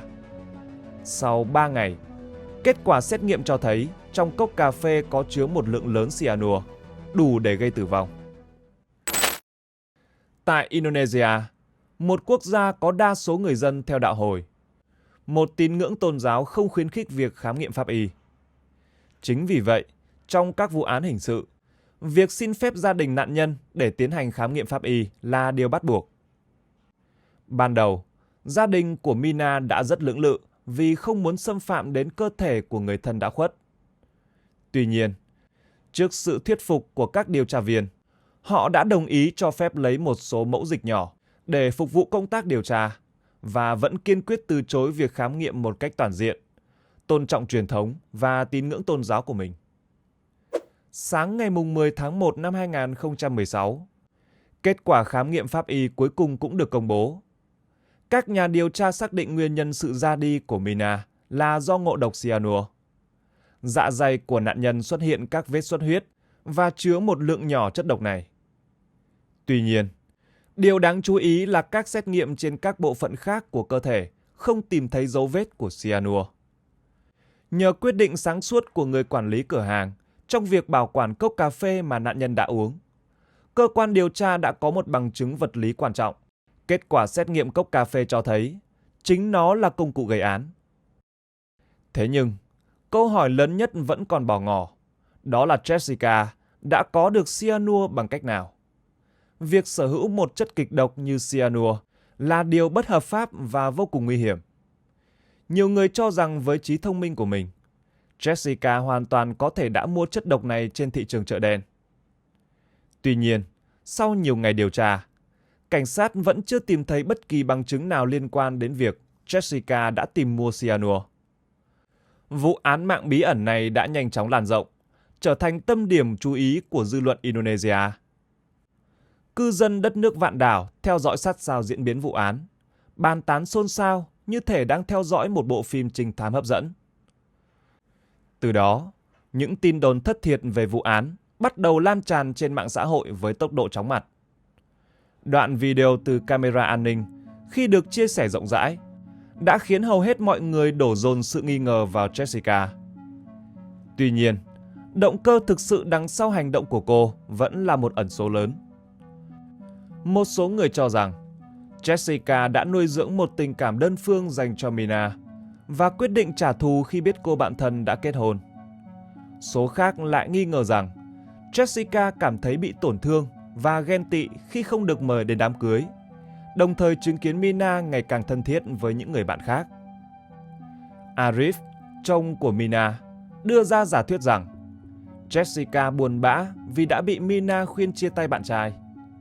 Trong khi đó, Sandy, chị gái của nạn nhân, lại nghi ngờ rằng động cơ của Jessica là lòng ghen tị sâu sắc. Theo Sandy, Jessica luôn so sánh bản thân với Mina và cảm thấy ghen tị với mọi thứ mà em gái mình có được. Từ cuộc sống giàu sang, người chồng yêu thương đến mối quan hệ bạn bè thân thiết. Tuy nhiên, tất cả những giả thuyết trên chỉ là phỏng đoán.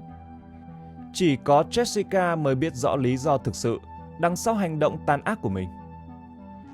Cảnh sát Indonesia đã chính thức gửi yêu cầu đến chính quyền Úc để truy xuất hồ sơ phạm tội của Jessica trong thời gian sinh sống tại nước này.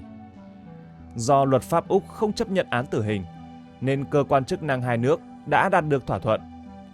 Hồ sơ sẽ được trao đổi với điều kiện Jessica sẽ không bị kết án tử hình nếu có tội. Kết quả thu được thật đáng ngạc nhiên.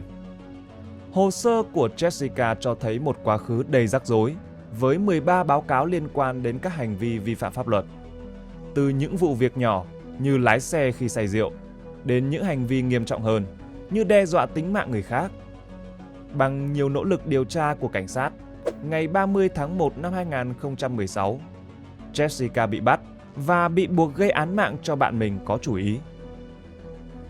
Ngày 15 tháng 6 năm 2016, sau 6 tháng kể từ sự ra đi đầy bi thảm của Mina, phiên tòa xét xử vụ án đã chính thức bắt đầu tại Tòa án Trung tâm Jakarta. Trái ngược với sự đau khổ và mất mát của gia đình nạn nhân, Jessica lại tỏ ra vô cùng bình tĩnh và tự tin. Thay vì biểu hiện sự hối hận hay buồn bã, cô ta còn nở nụ cười tươi rói trước ống kính máy quay, phớt lờ hoàn toàn sự nghiêm trọng của tội ác mà mình đã gây ra. Trong suốt phiên tòa, Jessica luôn tỏ ra tự tin và thích thú khi trở thành tâm điểm chú ý của mọi người, phảng phất một vẻ kiêu hãnh đến đáng sợ.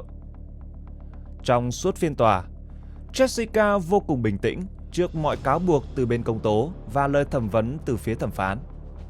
Hành vi này của cô ta càng làm mọi người phẫn nộ và đặt ra nhiều nghi vấn. Với sự hậu thuẫn của một đội ngũ luật sư tài năng và giàu kinh nghiệm, Jessica dường như đã chuẩn bị kỹ lưỡng cho mọi tình huống.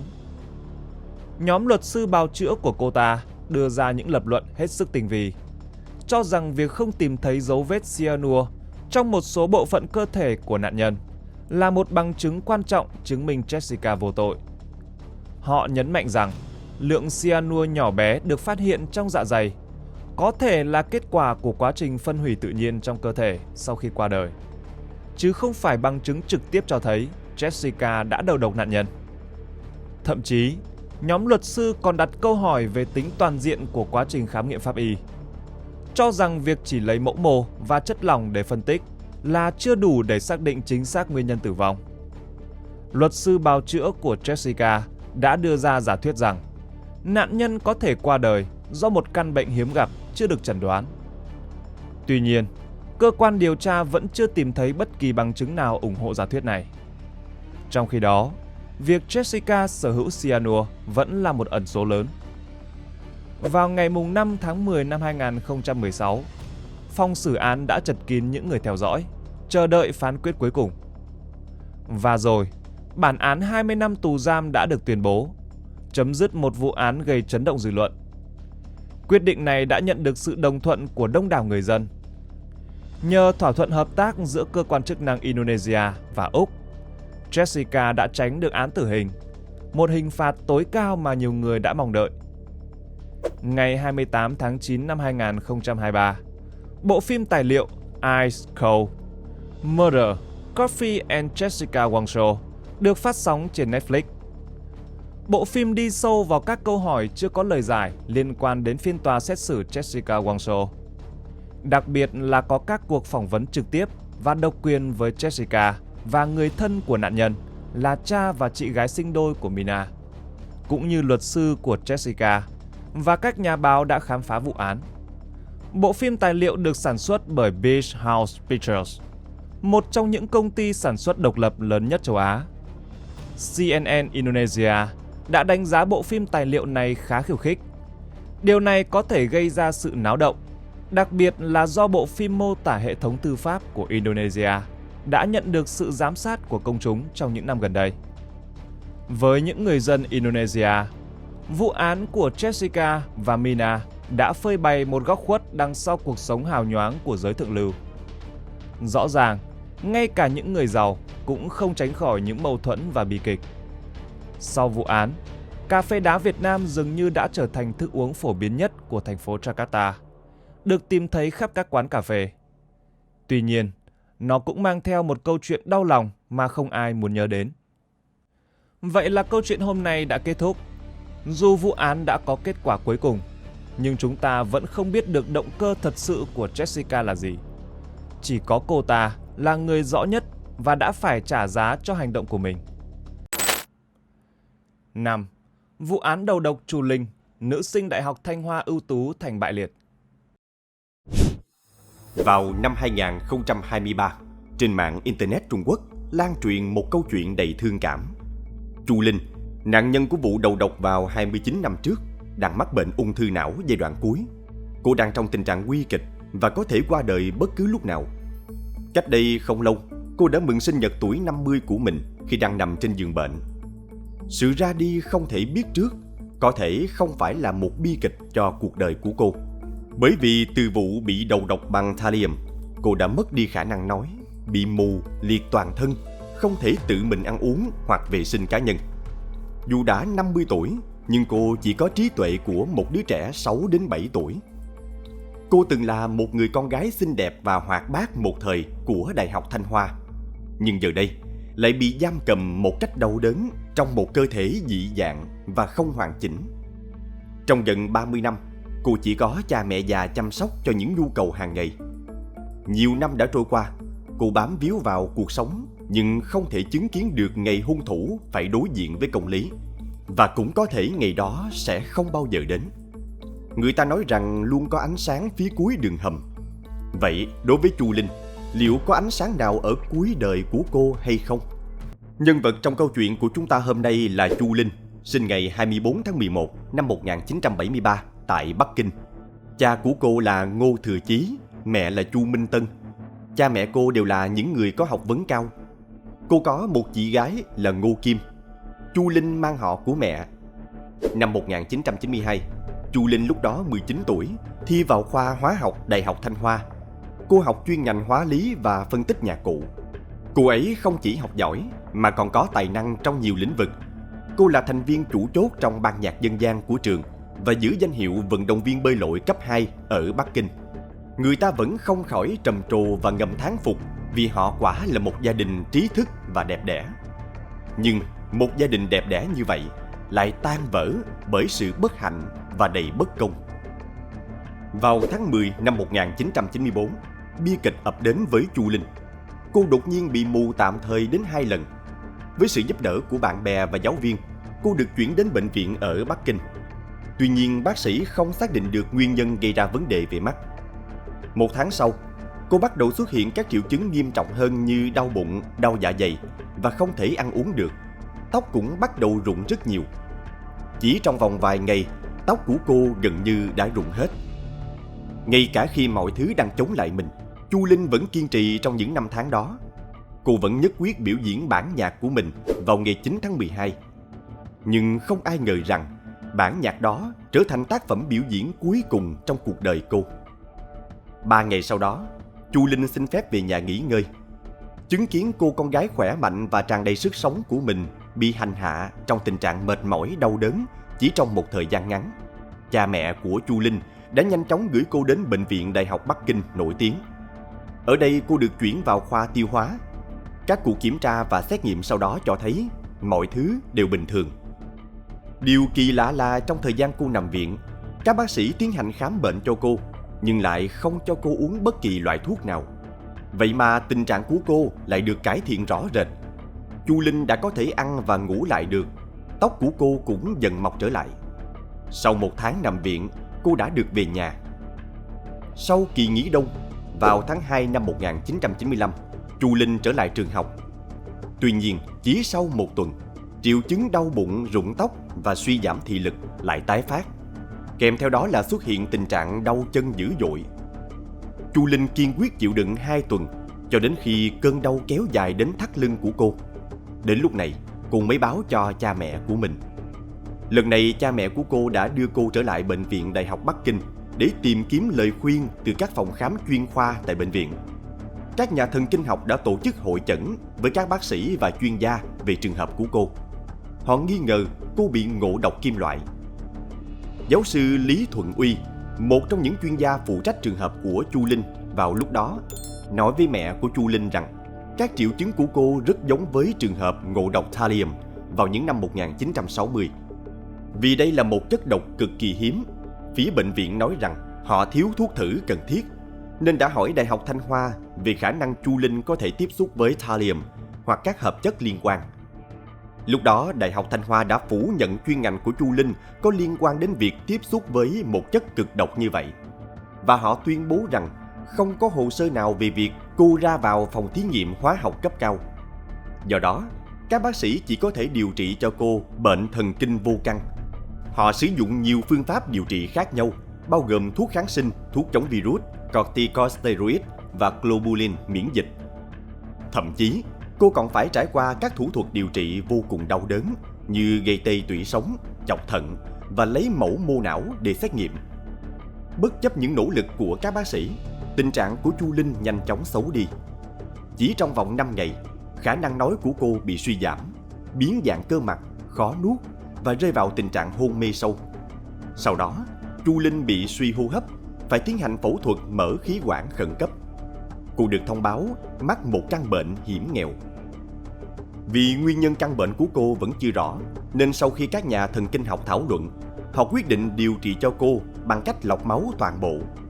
Phương pháp lọc máu tích cực được thực hiện 7 lần, với lượng truyền máu hơn 14.000 ml. Điều này không chỉ khiến gia đình của cô phải trả một khoản phí vô cùng lớn, mà còn khiến cô không may mắc phải căn bệnh viêm gan trong quá trình điều trị. Nhưng bất chấp các biện pháp can thiệp này, tình trạng của Chu Linh vẫn không hề có cải thiện. Ý thức của cô vẫn chưa hồi phục. Chu Linh vẫn tiếp tục vùng vẫy trên bờ vực của sự sống. Trong thời gian này, các bác sĩ từ các bệnh viện hàng đầu ở Trung Quốc như Bệnh viện 301, Bệnh viện Bác Ái, Bệnh viện Bắc Kinh đều đã tiến hành hội chẩn. Nhưng kết quả nhận lại thật thất vọng. Không ai biết đó là căn bệnh gì, chứ đừng nói đến việc làm thế nào để điều trị. Vào ngày 8 tháng 4 năm 1995, bạn cùng lớp của Chu Linh, Bùi Chí Thành và một số bạn cùng lớp khác đang học tại Đại học Bắc Kinh đã đến thăm cô ấy tại Bệnh viện Đại học Bắc Kinh. Cô gái xinh đẹp hoạt bát mà họ biết trước đây giờ đã không còn một sợi tóc, khắp người đầy ống dẫn truyền, cơ thể nằm đó và bất động. Cảnh tượng trước mắt họ thật quá đau lòng và khó mà chấp nhận được. 2 ngày sau, Bùi Chí Thành và các bạn cùng lớp của cô đã dùng tiếng Anh để miêu tả tình trạng của cô, rồi gửi email qua mạng Internet để tìm kiếm sự trợ giúp từ các tổ chức y tế trên toàn thế giới. Vào thời điểm đó, tỷ lệ truy cập mạng Internet của Trung Quốc gần như bằng không. Vì vậy, Lý Tân, một sinh viên Trung Quốc tại Đại học California, Los Angeles, và bác sĩ Audis của Đại sứ quán Mỹ tại Trung Quốc vào thời điểm đó đã cùng nhau thiết lập một trang web chẩn đoán cho Chu Linh. Họ tải lên một loạt tài liệu bao gồm hình ảnh của Chu Linh khi mắc bệnh, hồ sơ bệnh án và các tài liệu khác như ảnh X-quang. Chỉ vài giờ sau khi gửi email, một bác sĩ người Đức đã trả lời và nói rằng có thể trường hợp của cô là do ngộ độc thủy ngân. Sau đó, trong vòng 18 ngày tiếp theo, tổng cộng họ đã nhận được hàng ngàn email. Trong số đó có 84 chuyên gia. Họ đều khẳng định rằng trường hợp của Chu Linh là ngộ độc kim loại nặng và khả năng cao nhất là thallium. Nhưng khi Bùi Chí Thành mang những tài liệu này đến bệnh viện nơi Chu Linh đang điều trị để các bác sĩ tham khảo, thì họ lại rất lạnh lùng và thờ ơ. Bác sĩ chuyên môn thậm chí còn kiêu ngạo nói với Chí Thành rằng họ có khả năng truy cập cơ sở dữ liệu y học quốc tế, nên có thể hiểu rằng họ không chấp nhận những đề xuất không rõ nguồn gốc từ một nhóm người ngoài ngành. Khi được phỏng vấn, Bùi Chí Thành nhớ lại sự việc sau hơn 10 năm. Anh đặc biệt nhớ đến sự cản trở đến từ giám đốc ICU của Bệnh viện Đại học Bắc Kinh. Sau này, vị giám đốc còn nói trong hội nghị y học rằng sự việc này là do lực lượng phản động phương Tây cố tình muốn làm xấu hình ảnh ngành y học của Trung Quốc. Đối diện với bác sĩ tại Đại sứ quán Mỹ tới thăm Chu Linh, Bệnh viện Đại học Bắc Kinh chỉ nhấn mạnh rằng họ đã làm tất cả các kiểm tra chất độc cần thiết và kết quả đều là âm tính. Nhưng sau khi xem hồ sơ bệnh án, hóa ra họ chỉ thực hiện kiểm tra arsen và cyanua. Do sự không hợp tác vô cùng cực đoan đến từ phía bệnh viện, cuối cùng cha mẹ của Chu Linh buộc phải tự mình tìm kiếm cách khác. Nhờ sự giúp đỡ của một bác sĩ tại Bệnh viện Đại học Bắc Kinh, cha mẹ cô đã lấy được màu tóc, móng, máu, nước tiểu và dịch tủy não của cô. Vị bác sĩ này đã bí mật đóng gói trong túi và niêm phong, rồi gửi ra ngoài bệnh viện. Sau đó họ gửi đến Viện Nghiên cứu Phòng chống và Kiểm soát Bệnh lao động Bắc Kinh để xét nghiệm. Đây là nơi duy nhất mà họ có thể nghĩ ra vào thời điểm đó, nơi có thể thực hiện tất cả các kiểm tra kim loại nặng. Kết quả là tất cả các mẫu đều phát hiện lượng thallium vượt quá hàng ngàn lần so với một người khỏe mạnh. Vị giáo sư chịu trách nhiệm kiểm tra, ông Trần Chấn Dương, khi nhìn thấy con số này, ông ấy tỏ ra vô cùng sốc. Họ đều cảm thấy vô cùng kinh ngạc. Với lượng chất độc lớn như vậy xâm nhập vào cơ thể người, ngạc nhiên là Chu Linh vẫn còn sống. Tuy nhiên tính đến thời điểm này, Chu Linh đã nhập viện được gần 1 tháng rưỡi. Và cũng hơn 3 tuần trôi qua kể từ khi người bạn Bùi Chí Thành đưa ra lời cầu cứu trên mạng. Giáo sư Trần Chấn Dương đề nghị giải độc ngay lập tức bằng cách sử dụng một loại thuốc có tên là Persian Blue. Cha mẹ của Chu Linh đã gọi đến nhiều hiệu thuốc bệnh viện ở Bắc Kinh. Cuối cùng chỉ có Bệnh viện Hữu nghị Trung Nhật là có sẵn 20 liều thuốc. Cha mẹ của Chu Linh vội vã đến đó. Vì nghĩ rằng loại thuốc đặc trị này sẽ đắt tiền, nên họ đã mang tất cả số tiền mình có lúc đó, khoảng 2.000 nhân dân tệ. Kết quả khi đến mới biết rằng loại thuốc này, một lọ chỉ chưa đến 4 nhân dân tệ. Ngày 3 tháng 5, 5 ngày trôi qua kể từ khi xác định Chu Linh bị nhiễm độc thallium. Dưới sự cầu xin khẩn thiết của gia đình, loại thuốc cứu mạng này cuối cùng đã được tiêm vào cơ thể của cô. Sau 2 tuần sử dụng Persian Blue để giải độc, Chu Linh đã bắt đầu tỉnh lại sau một giấc ngủ sâu kéo dài 5 tháng. Phản ứng của cô với ánh sáng và kích thích đau cũng đã xuất hiện. Đến cuối tháng 5, chất độc trong cơ thể của Chu Linh cuối cùng cũng được đẩy hết ra ngoài. Tất cả các kết quả xét nghiệm đã trở lại bình thường. Sau đó, tất cả các phương tiện truyền thông lớn bắt đầu đưa tin rầm rộ về sự việc này. Các cụm từ như cuộc tư vấn trực tuyến quốc tế đầu tiên và điều trị căn bệnh lạ chỉ cần 4 nhân dân tệ lan truyền rộng rãi trên Internet ở Trung Quốc. Không điêu khi nói rằng có nhiều người Trung Quốc lần đầu tiên nghe đến từ Internet qua sự việc này. Tuy nhiên tất cả các bài báo đều khéo léo né tránh việc Chu Linh bị đầu độc như thế nào và những gì xảy ra với cô sau đó. Vì vậy, nhiều cư dân mạng ban đầu đều nghĩ rằng sự việc đơn giản chỉ là một sinh viên chuyên ngành hóa lý vô tình đầu độc mình trong phòng thí nghiệm và đứng trên lằn ranh sinh tử. Cuối cùng cô đã hồi phục nhờ nỗ lực không ngừng nghỉ của các bác sĩ để quay trở lại với cuộc sống tươi đẹp. Một thập kỷ sau, khi mạng Internet dần trở nên phổ biến, một bài đăng trên mạng đã đưa vấn đề này trở lại với công chúng và gây ra một cuộc tranh cãi lớn. Bài viết có tiêu đề "Ghen tị với sắc đẹp, vụ đầu độc của một nữ sinh Đại học Thanh Hoa 10 năm trước", được đăng lên mạng bởi một người dùng có tên là Sky One Life.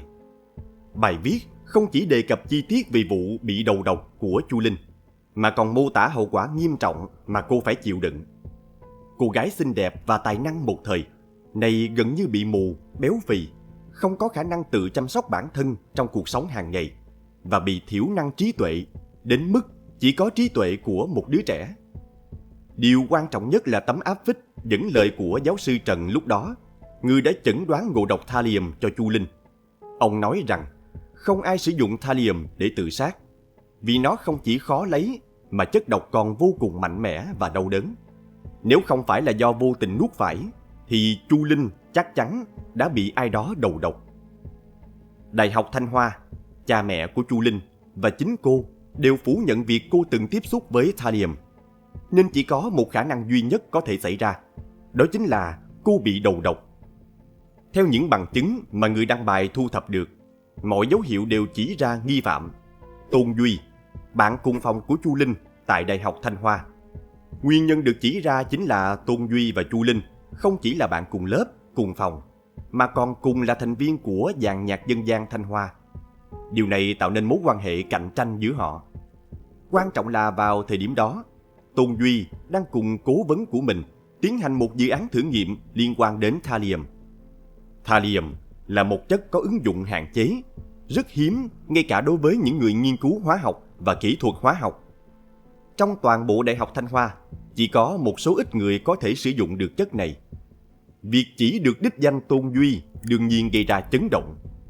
Ngay sau khi bài viết được đăng lên, nhiều tiết lộ khác từ những cá nhân có hiểu biết ở Thanh Hoa cũng được đăng tải. Người đăng bài cũng đã tóm tắt và sắp xếp những chi tiết này vào bài viết chính. Về bản chất thì vụ án của Chu Linh từ đầu đến cuối chỉ có một nghi phạm, Tôn Duy. 2 năm sau khi Chu Linh bị đầu độc, Tôn Duy đã bị cảnh sát bắt đi để thẩm vấn, nhưng sau đó cô đã được thả.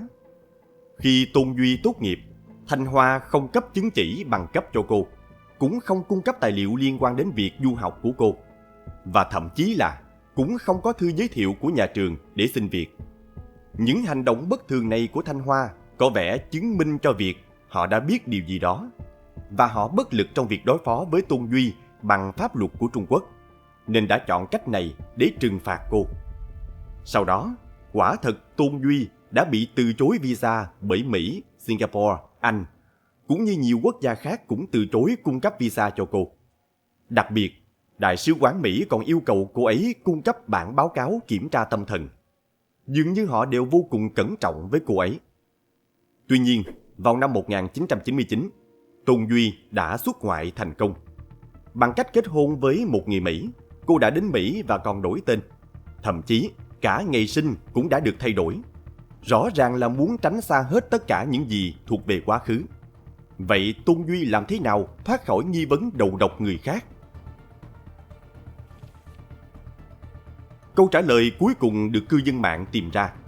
Tôn Duy được sinh ra trong một gia đình có ảnh hưởng lớn. Ông nội của cô là Tôn Việt Kỷ, đã tham gia cách mạng Tân Hợi và từng giữ chức vụ cao. Có thể vụ án đầu độc của Chu Linh đã được nhúng tay can thiệp. Phải nói rằng, những thông tin được tiết lộ trong bài Thật giả lẫn lộn có nhiều yếu tố suy diễn. Trong khi cư dân mạng đang bàn tán về tính xác thực của thông tin này, thì Tôn Duy bất ngờ có động thái.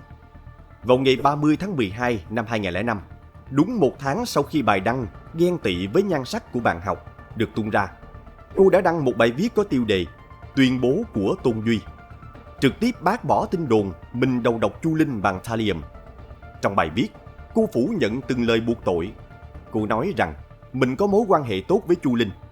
Khi họ cùng tham gia dàn nhạc dân gian Thanh Hoa, cô chơi đàn Trung Nguyên chỉ để giải trí. Nhạc cụ mà cô chơi cũng khác hoàn toàn với nhạc cụ của Chu Linh. Giữa họ cơ bản không có sự cạnh tranh nào, cũng không có lý do gì để cô ganh tị. Tôn Duy đề cập đến việc quản lý phòng thí nghiệm hóa học của trường Thanh Hoa rất hỗn loạn. Hàng ngày có rất nhiều người ra vào, tiếp xúc với các chất có độc tính cao mà không có hồ sơ thích hợp. Bất cứ ai cũng có thể trộm thallium và đầu độc Chu Linh. Để chứng minh lời nói của mình, cô thậm chí còn đưa anh trai đến phòng thí nghiệm vào tháng 4 năm 1997, không có thẻ sinh viên, vào tòa nhà lấy một chiếc chai có dán nhãn dán đầu lâu chứa thuốc thử độc hại rồi mang ra ngoài. Tất cả đều được ghi hình lại.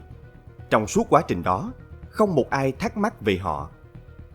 Cô còn nhấn mạnh rằng ông nội của cô đã qua đời vào cuối năm 1995 và bản thân cô cũng đã bị cảnh sát điều tra vào năm 1997. Không hề có sự can thiệp của ông nội cô trong chuyện này. Để thực hiện cho việc điều tra, cảnh sát không chỉ tiến hành cuộc thẩm vấn kéo dài 8 tiếng đồng hồ, mà còn bí mật đặt thiết bị nghe trộm trong nhà của cô. Sử dụng nhiều phương pháp điều tra như vậy, cuối cùng vẫn không thu được bằng chứng gì chỉ ra cô có liên quan đến vụ án. Tôn Duy cũng là một nạn nhân trong vụ án của Chu Linh. Cô đã bị vu oan suốt nhiều năm. Thực ra, người phải chịu trách nhiệm đầu tiên chắc chắn phải nói đến phía quản lý không nghiêm ngặt của trường Đại học Thanh Hoa. Và cho đến đây, vẫn không biết ai là kẻ thù ác đã đầu độc Chu Linh. Vụ án này một lần nữa lại gây ra một làn sóng tranh luận. Có người tin tưởng Tôn Duy không chút nghi ngờ, cũng có người ủng hộ tiếp tục tìm công lý cho Chu Linh. Tất cả đều vô cùng mâu thuẫn. Chính tại thời điểm này, người ta cũng vạch trần được tác giả của bài đăng ghen tị với sắc đẹp của bạn cùng lớp, là một người sinh ra vào những năm 80. Khi Chu Linh bị đầu độc, tác giả bài đăng còn chưa tới 10 tuổi. Điều này khiến cho họ không thể biết nhiều về chi tiết cũng như tình tiết của vụ án. Và tác giả bài viết đã nhanh chóng thừa nhận điều này. Anh ta nói rằng nguồn thông tin của mình một phần là vì cảm thông và đã đến thăm cha mẹ của Chu Linh mà có được. Anh đã nghe được nhiều chi tiết về vụ án từ họ. Tuy nhiên, phần lớn thông tin này đến từ một người dùng mạng có tên Bậc Thầy Không Quyên Góp Một Xu. Người này không ai khác chính là Bùi Chí Thành, người bạn đã kêu gọi sự giúp đỡ trên mạng Internet năm đó của Chu Linh. Bùi Chí Thành đã không ngần ngại mà nhanh chóng bác bỏ những phát biểu trước đó của Tôn Duy trong một bài đăng khác với tiêu đề Tuyên bố của Bùi Chí Thành về vụ việc Chu Linh. Bùi Chí Thành nói rằng Chu Linh có tài năng âm nhạc đặc biệt, không chỉ chơi cổ cầm mà còn chơi cả đàn Trung Nguyên. Khi không có màn biểu diễn độc tấu cổ cầm, cô sẽ đệm đàn Trung Nguyên. Và trong những lúc như vậy, Tôn Duy với kỹ năng kém hơn sẽ bị thay thế. Thông tin mà Bùi Chí Thành cung cấp cho người dùng Sky One Live hầu hết đến từ những người bạn trong lực lượng cảnh sát Bắc Kinh. Bùi Chí Thành đã theo dõi sát sao vụ án của Chu Linh và có quyền truy cập thông tin từ phía cảnh sát. Ví dụ, ngay sau khi Chu Linh được xác nhận bị ngộ độc thallium, cảnh sát đã bắt đầu điều tra. Vài ngày sau đó, một vụ trộm bí ẩn đã xảy ra trong ký túc xá của Chu Linh. Những đồ vật như lọ thuốc bắc, đồ dùng vệ sinh cá nhân, mật ong chưa dùng hết và dung dịch kính áp tròng của Chu Linh đã bị đánh cắp. Điều này cho thấy ai đó đã nỗ lực tiêu hủy bằng chứng. Tôn Duy tự bảo vệ mình bằng cách tuyên bố rằng mình đã bị điều tra sau sự ra đi của ông nội. Nhưng điều này hoàn toàn không chính xác. Các cuộc điều tra về hành động của cô đã được bắt đầu vào năm 1995 và ông nội của cô vẫn còn sống vào thời điểm đó. Đây là một tiết lộ đặc biệt tai hại với Tôn Duy. Cái gọi là thiết bị nghe lén mà cô cho rằng cảnh sát đặt trong nhà mình hóa ra chỉ là một chiếc cốc có khả năng phát nhạc có bán trên thị trường. Cảnh sát chắc chắn cũng không thể và không bao giờ đặt máy nghe lén ở nơi dễ thấy và trong những vật dễ vỡ như vậy. Cuộc chiến trên mạng Internet về vụ án ngày càng leo thang, với nhiều người cung cấp thông tin bỗng dưng xuất hiện, tự xưng là đồng nghiệp của Chu Linh, thậm chí là bạn trai cũ của Tôn Duy, hay bạn gái cũ của Bùi Chí Thành. Tất cả các bên liên quan đều thừa nhận rằng, do vụ trộm bí ẩn mà gần 3 thập kỷ trôi qua, hầu như toàn bộ vật chứng liên quan đến vụ án đã bị tiêu hủy. Chỉ dựa trên những bằng chứng bằng miệng không có xác thực thì không thể kết án được ai cả. Thậm chí ngay cả việc mở lại vụ án để điều tra cũng khó. Mẹ của Chu Linh đã công khai một tài liệu chỉ ra rằng vụ án của Chu Linh đã kết thúc điều tra vào năm 1998 và Tôn Duy đã được xóa bỏ mọi nghi ngờ. Năm 2007, Đài truyền hình Trung ương Trung Quốc đã sản xuất một bộ phim tài liệu dài 30 phút có tựa đề 12 năm của Chu Linh, thuật lại chi tiết về bệnh tình, quá trình khám điều trị và xác định chất độc của cô ấy. Tuy nhiên, bộ phim tài liệu không tiếp tục khám phá câu hỏi thủ phạm đứng đằng sau vụ đầu độc này là ai. Năm 2008, mẹ của Chu Linh viện lý do rằng đã hết thời hạn để giữ bí mật, đã nộp đơn lên Cục Công an Bắc Kinh để tiết lộ chi tiết cuộc điều tra, đặc biệt là những bằng chứng liên quan đến Tôn Duy. Kết quả là yêu cầu bị từ chối. Điều này khiến người ta cảm thấy nghi ngờ hành động của cảnh sát trong vụ án. Năm 2013, trong một cuộc phỏng vấn trên một chương trình truyền hình có tên Winning Points, cha của Chu Linh lần đầu tiên công khai Tôn Duy là nghi phạm chính trong vụ án của con gái mình. Vài ngày sau, video có đoạn phỏng vấn này đã bị xóa khỏi các trang web trong nước. Tuy nhiên, không phải tất cả các bằng chứng quan trọng nhất đều đã bị tiêu hủy. Có lẽ sự thật nằm ẩn trong hai sợi tóc nhỏ. Năm 2018, tiến sĩ Richard Ash từ Đại học Maryland đã xuất bản một bài báo khoa học trên một tạp chí khoa học pháp y có tên phân tích chi tiết một trường hợp ngộ độc thallium bằng phương pháp cắt bỏ bằng laser, phương pháp quang phổ khối plasma kết hợp cảm ứng trên những sợi tóc đơn lẻ. Thực lòng mà nói, tựa đề gốc của bài viết này khá khó hiểu. Nếu không đủ chuyên môn thì khó mà hiểu về lĩnh vực này. Nói một cách đơn giản, vị tiến sĩ này đã phát triển một kỹ thuật cải tiến sử dụng tia laser để phân tóc của một người thành nhiều hạt nhỏ và phân tích hàm lượng thallium trong những hạt này. Công nghệ tiên tiến này vô cùng cần thiết vì độc tố kim loại có thể được hấp thụ vào tóc sau khi ăn vào. Và vì tóc liên tục phát triển, nên nó có thể ghi lại lượng kim loại nặng mà một người ăn vào những thời điểm khác nhau. Do tốc độ tăng trưởng ổn định của tóc trong thời gian ngắn, nên có thể suy ra thời gian bị ngộ độc chính xác đến từng tuần, thậm chí là từng ngày. Đối với các trường hợp liên quan đến ngộ độc mãn tính hoặc nhiều lần, khi liều lượng và thời gian được xác định, phạm vi nghi phạm có thể được thu hẹp hơn nữa. Tuy nhiên, công nghệ này vẫn đang trong giai đoạn hoàn thiện. Sau khi kiểm tra chi tiết màu tóc của nạn nhân, tiến sĩ Ash đã viết một bài báo trình bày chi tiết quá trình và kết luận. Nạn nhân được đề cập trong bài báo là một phụ nữ trẻ 21 tuổi đến từ Bắc Kinh, Trung Quốc. Người đã trải qua ít nhất 2 vụ ngộ độc thallium từ năm 1994 đến năm 1995. Vào tháng 12 năm 2018, một bài báo khác trên trang web của Đại học Maryland, điều này đã được chỉ ra rõ ràng. Chủ nhân của màu tóc chính là Chu Linh, nạn nhân của vụ đầu độc cách đây hơn 20 năm. Việc liên lạc và cung cấp mẫu tóc chính là từ cha mẹ của cô. Dữ liệu thí nghiệm của tiến sĩ chủ yếu đến từ 2 sợi tóc. Sợi dài khoảng 7 cm, lấy từ chiếc thảm của gia đình Chu Linh vào khoảng tháng 12 năm 1994. Lúc đó cô đã bị rụng tóc nhiều. Sợi ngắn chỉ khoảng 0,5 cm. Đó là tóc mới mọc khi cô ấy được điều trị nằm viện lần đầu và cơ thể có sự cải thiện. Dựa trên nồng độ thallium trong 2 sợi tóc này, tiến sĩ đã tạo một biểu đồ sống bằng máy tính.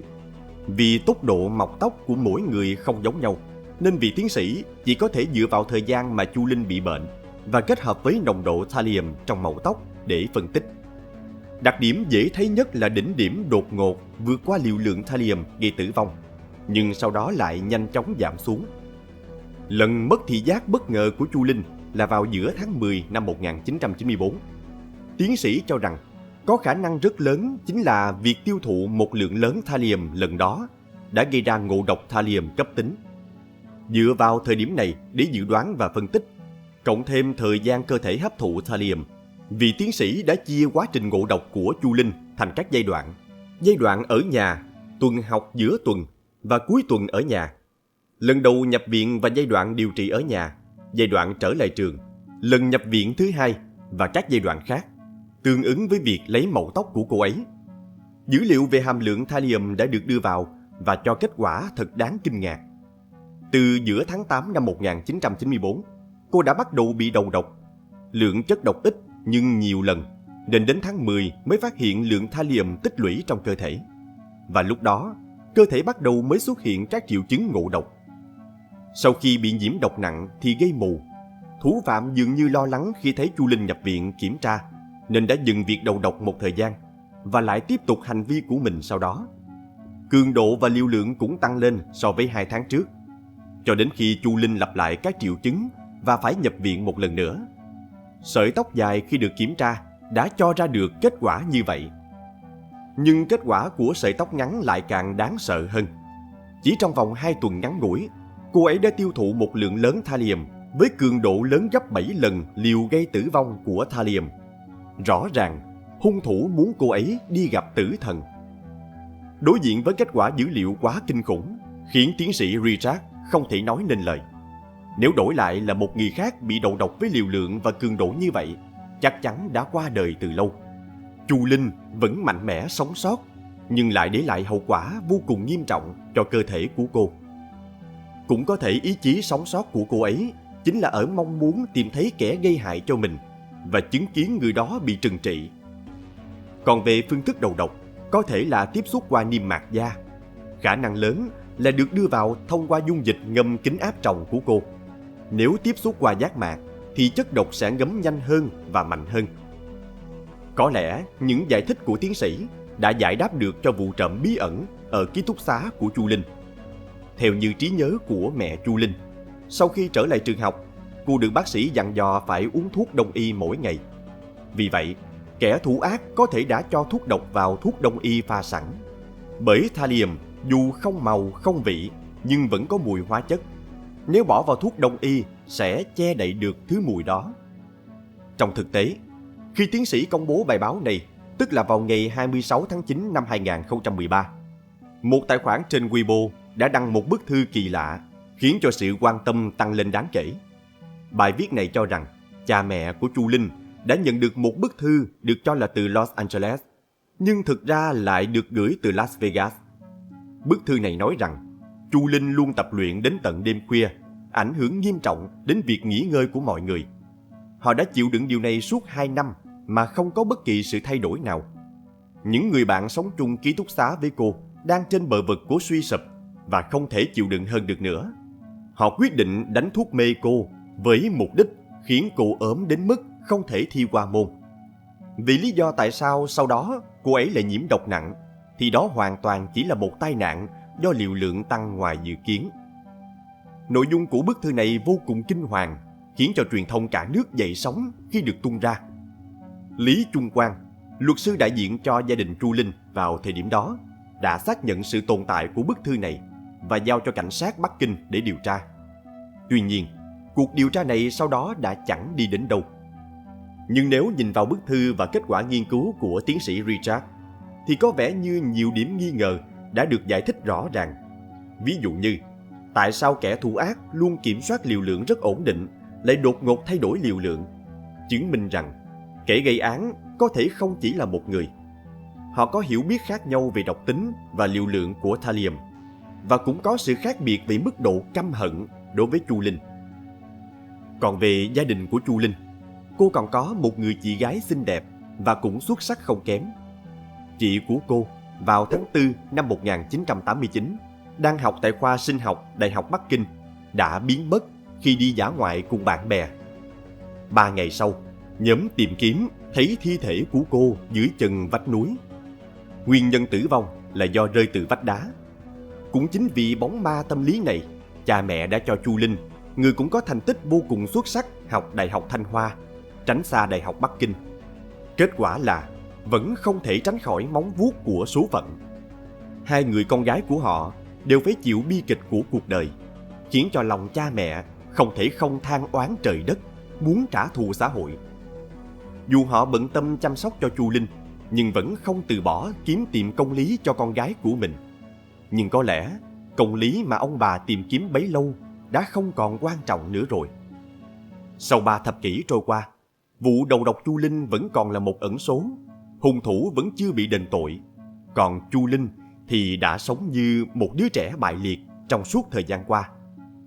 Năm 2004, nhiều người quan tâm vụ án của Chu Linh đã quyết định lập nên quỹ quyên góp trợ giúp cho Chu Linh, và hầu hết số tiền thu được đều gửi cho gia đình cô để trả chi phí điều trị, cũng như lo lắng cho sinh hoạt hàng ngày.